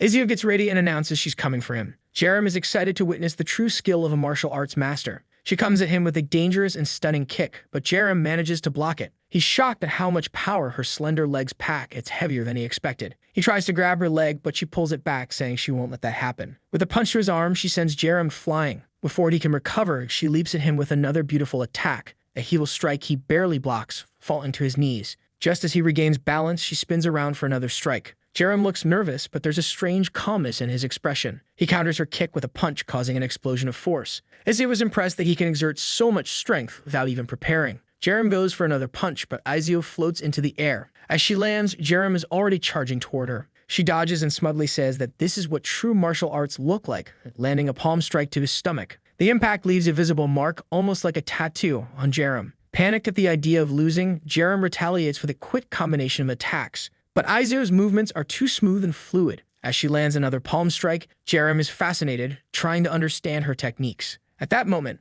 Aizo grows confident, too confident. Suddenly, Jerem grabs her arms and she realizes her mistake. He declares that victory is his now, but Aizo changes her expression, aiming a kick at his weak spot. Jerem merely saves future generations at the last second. He yells at her, demanding to know what she's doing. Aizo looks embarrassed, pretending not to understand his frustration. Jerem shouts, asking if she's trying to turn him into a eunuch. She reassures him that the power of the kick was adjusted. With her legs still trapped, she warns him that zombies can attack there, so he better be prepared. Jerem firmly denies this, saying zombies don't attack there. He then questions what kind of forbidden martial art she's been learning. Izio defends herself, claiming she had no choice since her hands were restrained. Jerem scolds her, saying it's outrageous to use such a move just because of that. Izio finally admits she's tired and concedes defeat, though her satisfaction with the fight is only at 20%. Nearby, a group of onlookers stares at them, mistaking their sparring for something romantic. The spectators murmur that young love is in the air. Later, the pair is sparring again and the same group of odd observers watches them. Jerem grows suspicious, wondering what's going on with these people. He overhears someone saying that their fight looks intense and close. Flustered, Jerem wonders what rumors are spreading. He notices Izio might have overheard and immediately dashes away. She chases after him, but instead of following, she confronts the bystanders, explaining they misunderstood the situation. She assures them she would never do anything so shameless. The men apologize, afraid of upsetting her, and promise to be more careful with their words. Izio, satisfied with their apologies, says she won't punish anyone this time. Jerem, however, thinks her reaction will only make the rumors worse. Izio asks if he heard what they were saying, and he admits he only caught part of it. She tells him not to worry, claiming she's made sure the rumors won't spread. Jerem, unconvinced, is sure this will only escalate things. When asked where he's going, Jerem says he's heading to see Jerem. Izio is curious as she had forgotten about the little girl. When they meet Jerem, she excitedly asks where they're going. Jerem asks her if she dreams of becoming a magical girl. Jerem enthusiastically says yes because magical girls can defeat villains with ease. She pulls out a little book from her bag, asking if Jerem wants to read it. Feeling awkward, Jerem agrees, saying he'll read it with her. He then takes out a red stone and offers it to Jerem, explaining that if she holds it and says awaken, she can become a magical girl. Jerem asks if he's sure and Jerem confirms. Excited, Jerem takes the stone and says she'll do it. The system appears and she confirms her desire to awaken. She becomes surrounded by a blue energy and moments later, she declares that the process worked. Jerem asks if she wants to test her abilities and she eagerly agrees. She pulls out a magical girl toy from her bag, tosses it into the air, and activates her transformation. The room fills with light as Jerem is enveloped in a glowing cocoon. When the light fades, she is transformed into the heroine of justice. Jerem is struck by how adorable she looks, and even Izio is thinking the same. Izio hugs Jerem, asking how she can be so cute. Jerem pouts, insisting that she's not cute, she's cool. Izio gently cups Jerem's face, agreeing and calling her a cool girl. Izio asks if Jerem knows how to use her abilities. Jerem confidently says yes, demonstrating as glowing platforms appear beneath her feet. In an instant, she begins to float, her staff extending into a broomstick as she zooms through the sky. Returning to Jerem, she excitedly shows off her abilities. Jerem, ever the opportunist, already knows that with Jerem's powers, zombies will never be able to catch him. The system indicates that Jerem is witnessing the demonstration of an expert, but his comprehension is only at 35%. Izio asks Jerem if she can do other magical girl tricks. Jerem confidently says yes and starts flying, activating a shared flight spell. All three of them begin to float in the sky. Jerem explains that she can use up to 4 additional special abilities besides this one. Jerem, who is skilled and loaded with abilities himself, is impressed. He hadn't expected her awakening to be so powerful. That's when a fat zombie emerges from behind a tree, roaring in front of the trio. Jerem figures the zombie spotted Jerem as soon as she started flying. But Jerem stretches out her staff and declares she'll show them her power. She strikes the ground, calling upon nature for help. The earth begins to corrode, and suddenly a stone golem rises. This magical girl is ridiculously strong. The zombie seems confused as the golem pounds its chest. However, as the zombie charges forward, it takes a hit to the mouth. The zombie swings back with a hammer-like blow. The golem defends with ease and lands another strike to the face. The fight gets intense as the zombie retaliates. Jerem asks if the golem is her magic.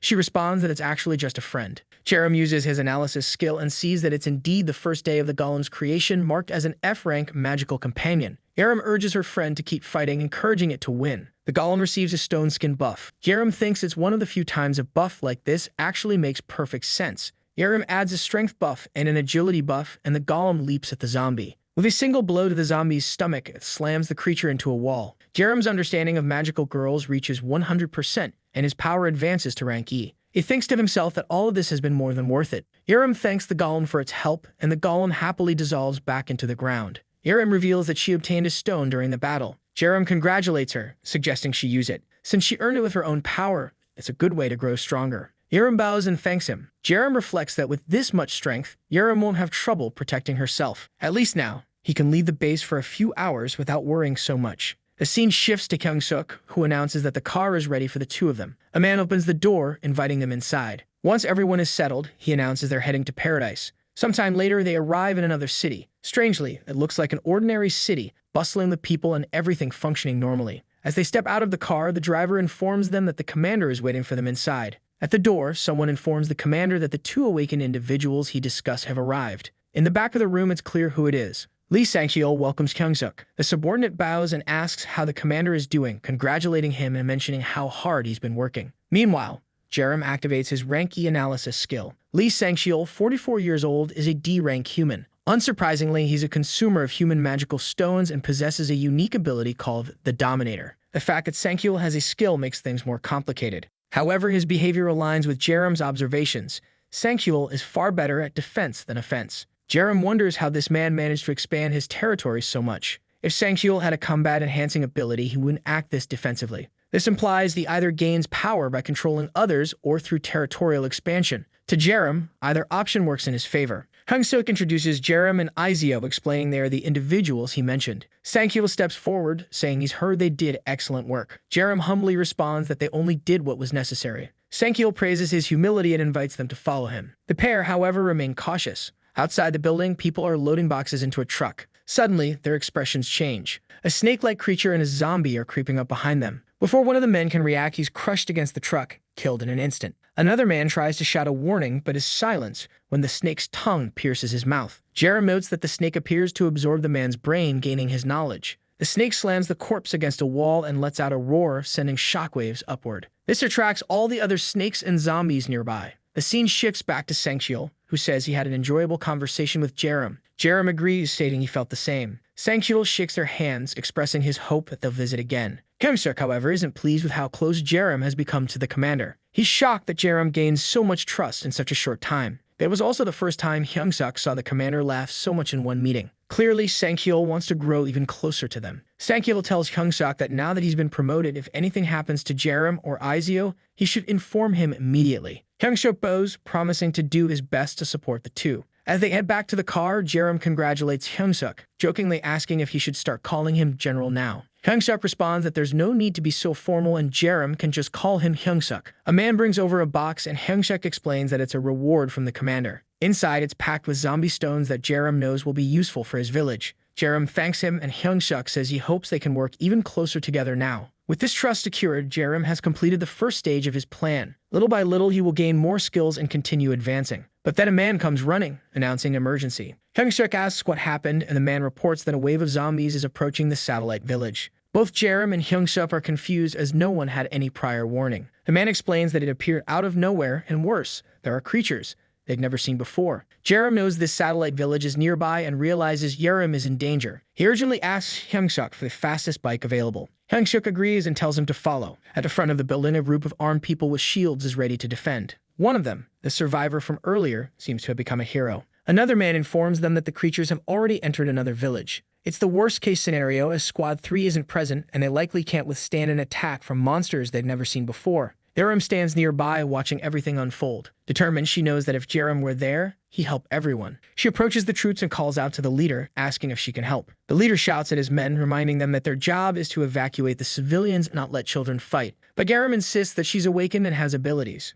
The leader is taken aback as no one knew this about her. She confirms her abilities and begs him to let her assist. Curious, the leader asks what kind of powers she has. Jerem explains that she can use transformation magic. Understandably, he's skeptical. Just then, the warning comes that the zombies are approaching. Massive snakes lead the charge, followed by hordes of zombies. The creatures are larger than buildings, and the troops immediately realize they stand no chance. At least 5 giant snakes are advancing. Raising his club, the leader orders his men to fight until reinforcements from paradise arrive. He tells them to open fire and give it everything they've got as if it's their last day on Earth. The snakes move first, but suddenly, a purple energy appears in the courtyard. Jerem ascends into the sky, surrounded by an explosion of mana. She looks even stronger than Jerem himself. The squad leader shouts at his men to focus and keep firing despite the distraction. Gunfire erupts, but the bullets barely harm the snakes, which continue their advance. The troops shout that it's useless if their weapons can't penetrate. With a single attack, the snakes break through the gate and begin entering the village. But then a purple Kamehameha erupts, electrocuting the snakes.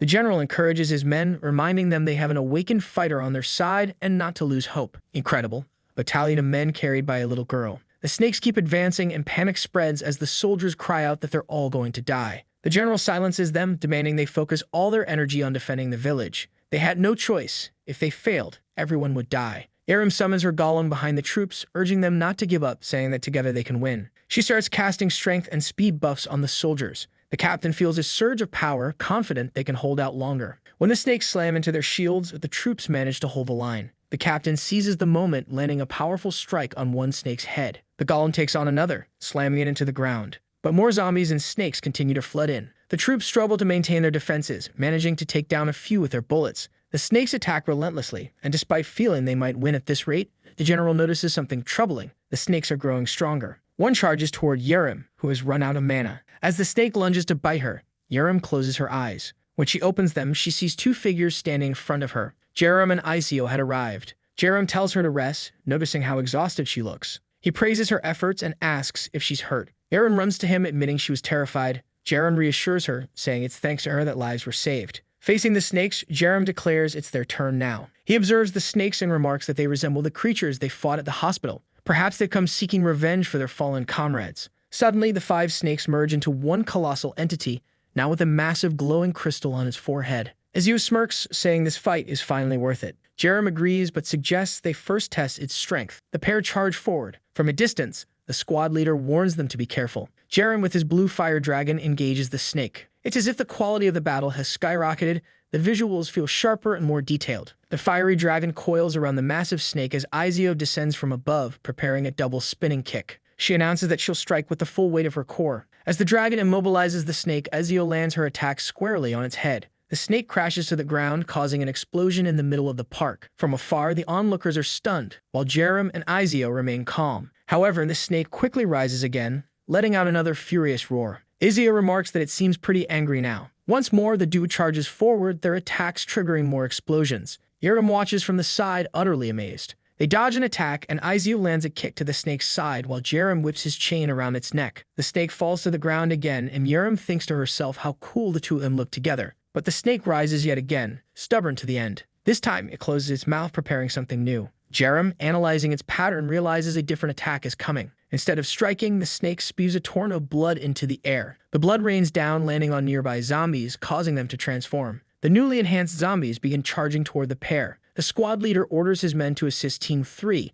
but their bullets are useless against the reinforced zombies. One soldier observes that their skin is as tough as the snakes. But Izio simply stretches her leg and delivers a crescent kick. The zombies are effortlessly sliced in half by the chain, leaving the pavement littered with bodies. The squad leader is in disbelief at how strong the duo is. But the snake's remains start moving independently, reassembling into its original form. Though battered, it looks intact. Suddenly, it changes direction, attempting to flee. Jerem declares that if it's trying to escape, it's time to end this. He and Izio give chase. Meanwhile, elsewhere in the city, Hyung-seok rides in a truck with reinforcements, not expecting to encounter a creature with a yellow core so soon. All he wants is for Team 3 to hold out long enough. He urges his men to prepare for the battlefield and not disappoint him. The troops shout their understanding as the convoy pushes forward. When they finally arrive at the base, the soldiers note that it already seems secure. The other commander approaches Hyung-seok, who asks where the monster is. The commander explains that it escaped and Team 3 is in pursuit. It shouldn't take long. Just then, an explosion occurs behind the building. Hyung-seok orders reinforcements to assist Team 3 while they secure the base. However, as the men agree, 2 figures appear from behind.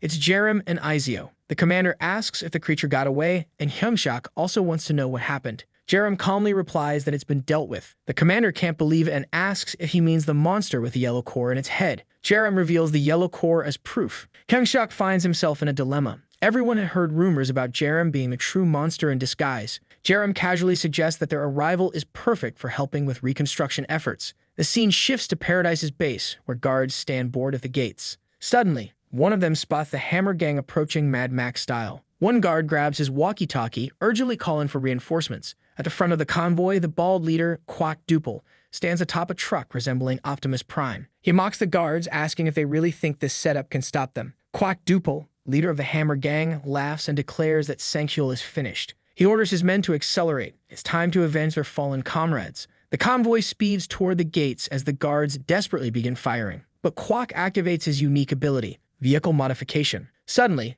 his truck transforms, sprouting two massive arms that slam into the gate. The Hammer Gang cheers, telling their boss not to steal all the glory as their own vehicles begin transforming. Meanwhile, back at the satellite village, Yerim is using her magic to assist with repairs. Those who were exhausted suddenly feel revitalized and much stronger. Even Hyung-suk is impressed by the little girl's contributions. Productivity has increased tenfold thanks to her presence. He thanks Yerim, saying she's helped him to ease the village's burdens. Yerim modestly replies that she's only helping because Yerim asked her to and she likes helping others. Curious, Hyung-suk asks if she was originally awakened. Yerim reveals that she wasn't. Her awakening happened thanks to Yerim. Hyung-suk grows suspicious. Why is Yerim the only child in the camp to have awakened? It's almost as if Yerim somehow knew she could awaken. When he pats her head, Yerim pulls away, saying only Yerim is allowed to do that. Hyung-suk apologizes, joking that he's jealous of Yerim. Inwardly, he's unsettled. Yerim has immense strength, popularity, and charisma. Could it be that he also has an ability to recognize potential awakenings in others?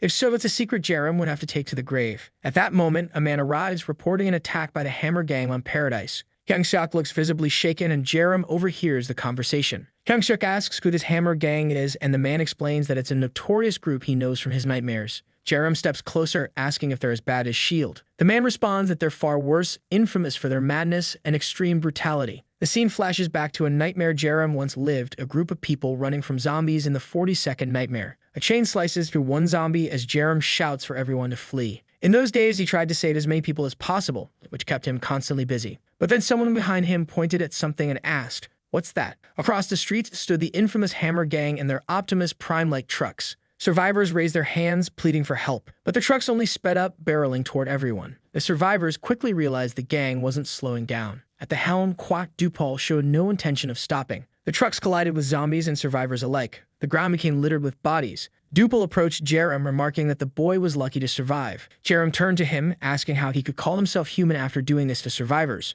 Duple feigned innocence, claiming he thought they were all zombies. He justified his actions by saying he was certain they had been bitten and killed them to prevent risk. Yerim yelled that it made no sense to assume that without checking first. Duple retorted, asking if Yerim was willing to take responsibility for the risk his men would face. If not, he should shut up. That was Yerim's first encounter with Duple. Back in the present, Aizu expresses her disbelief that someone would run over survivors. Yerim assures her he knows how terrible these people are. At that moment, Hyung-suk receives an urgent report about a terrorist attack and requests immediate assistance. Yerim tells Aizu they'll head out on the bike, calling her to join him. They speed down the road. Along the way, Yerim asks if she heard the details. He activates his invisibility skill, surprising Aizu. Upon arriving at the scene, they see Optimus Prime-like trucks tearing apart the base. A direct battle between Duple and Sanctuel is underway, a clash of titans in their later years. Despite his age, Sanctuel leaps into action, activating his range skill, which allows him to draw strength from his subordinates. He strikes Duple with a powerful blow to the knee, channeling power through his staff. Electricity crackles, forcing Duple to step back. Sanctuel regrets not dealing with these people sooner. Yerim activates his analysis ability. Duple's vehicle is revealed to be an E-rank item enhanced with skills and magical stones. Duple himself is an E-rank mana user specializing in mechanics. Duple taunts Sanctuel, asking how long he'll keep running like a rat. Sanctuel counters, reminding him who ran away last time. Enraged, Duple vows to kill Sanctuel today for what he did to his brother. His right arm morphs into a flamethrower, unleashing an attack. Sanctuel, unfazed, spins his staff, borrowing more power from his men. The flames dissipate as Sanctuel holds his ground, but Duple presses on. Just as things heat up, a blue chain slices through Duple's mechanical contraption, tearing it apart. Duple is stunned, unable to comprehend who could be stronger than Sanctuel. Yerim and Aizu step forward, asking if the commander is alright. Sanctuel praises Yerim's timing, instructing him to end the terrorist threat. Duple, realizing the tables have turned, grows visibly anxious. In the next scene, Duple is captured, bound at Sanctuel's mercy. Sanctuel thanks Yerim and Aizu, crediting them for minimizing casualties. For Yerim, this is perfect. The commander's favorability has exceeded the limit, allowing him to steal Sanctuel's skill. Yerim silently activates his transmission ability. The usual glowing circle appears and the skill transfer is successful. He obtains the F-rank Rain skill, which allows him to grow stronger by drawing strength from others. Confused but intrigued, Jerem recognizes this as a new way to enhance himself. Stankiel notices Jerem's enthusiasm, finding it strange. Jerem brushes it off as nothing. Turning to the captured gang members, Stankiel asks if they still refuse to join S.H.I.E.L.D. Dupul defiantly tells him to stop talking and just kill him already. Stankiel declares that he won't just execute the prisoners, he'll wipe out every member of the Hammer Gang. The gang members hesitate, sensing their fate. Jerem interjects, asking about the history between the two groups. Stankiel explains that they invaded Hammer Gang territory, leading to a battle with casualties on both sides. He asserts that Dupul sought death by provoking them. Jerem, understanding Dupul's reckless personality, finds it unsurprising. He inquires about the prisoners, and Stankiel insists they can't let it go unpunished. He plans to proceed with their execution. However, Jerem argues that some of them might have valuable skills, and it would be a waste to kill them outright. Stankiel acknowledges Jerem's proposal but expresses doubt, saying they've run out of ways to persuade the Hammer Gang. Even threatening their families hadn't worked. Jerem confidently suggests giving him 3 days to try again. Stankiel hesitates, questioning if such a short time would be enough. Jerem assures him that if he fails, they can proceed with the execution as planned. Seeing no harm in the delay, Stankiel agrees, appreciating Jerem's enthusiasm. He orders the soldiers to transport the prisoners to the detention camp, and the battlefield is cleared. Izio asks Jerem what they're doing next. Jerem explains that it's time to test a new ability. Curious, Izio presses for details, but Jerem simply states, actions speak louder than words. He activates Rain, setting its power to maximum level 10. Immediately, he feels an intense drain on his mana, but also an overwhelming surge of strength. Energy courses through his body, leaving Izio astonished at his transformation. Jerem slams his fist into the ground, creating a shockwave far more powerful than he anticipated. Izio rushes over, jokingly asking if he's on steroids. Jerem explains that the skill consumes a massive amount of mana, wondering aloud how Stankiel manages to use it so effectively. When Izio inquires further, Jerem awkwardly deflects, his mind racing with thoughts of how dangerous Stankiel truly is.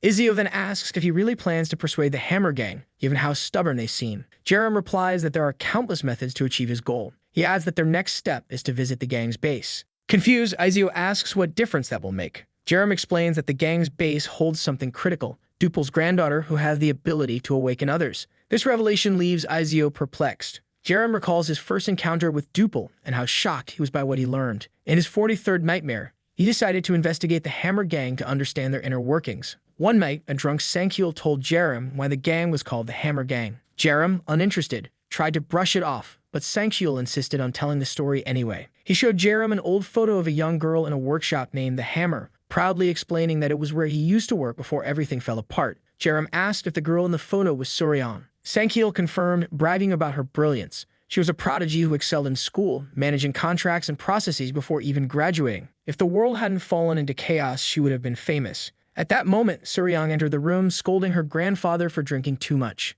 She glanced at Jerem, visibly flustered. Returning to the present, Jerem notes how much has changed. A short time later, they arrive at the Hammer Gang's base. Activating his stealth ability, Jerem sneaks into the area where Suryan resides. He finds her immediately and uses his analysis skill. Kwak Suryan, 18 years old, a human with no class rank listed as a mediator. As Jerem suspected, she has potential but hasn't awakened. He deduces that Dupul awakened his men first to keep her safe. Jerem approaches carefully. Startled, Suryan drops her bucket and demands to know who he is. Jerem asks if she's Dupul's granddaughter, explaining that he has something important to discuss with her. Later, Suryan confirms the prisoner's capture, including her grandfather, and asks what they want from her. Jerem explains that to prevent their execution, they need her help. Suryan accuses them of planning to use her as a hostage, insisting that not even her grandfather would yield to such tactics. Jerem clarifies that this isn't their intention. He places a human stone on the table and tells her they need the ability she's destined to awaken. Confused, Suryan doubts her ability to do anything useful, questioning how it could prevent the execution. Jerem assures her that he has a strong feeling she'll awaken something invaluable. Reluctantly, Suryan takes the stone and agrees to try. The item is consumed and a glowing system window appears. She gains the unique ability to give a like know this video that helps Mamoru make more juicy content for his viewers, activate the cheeky little bell, and I'm out.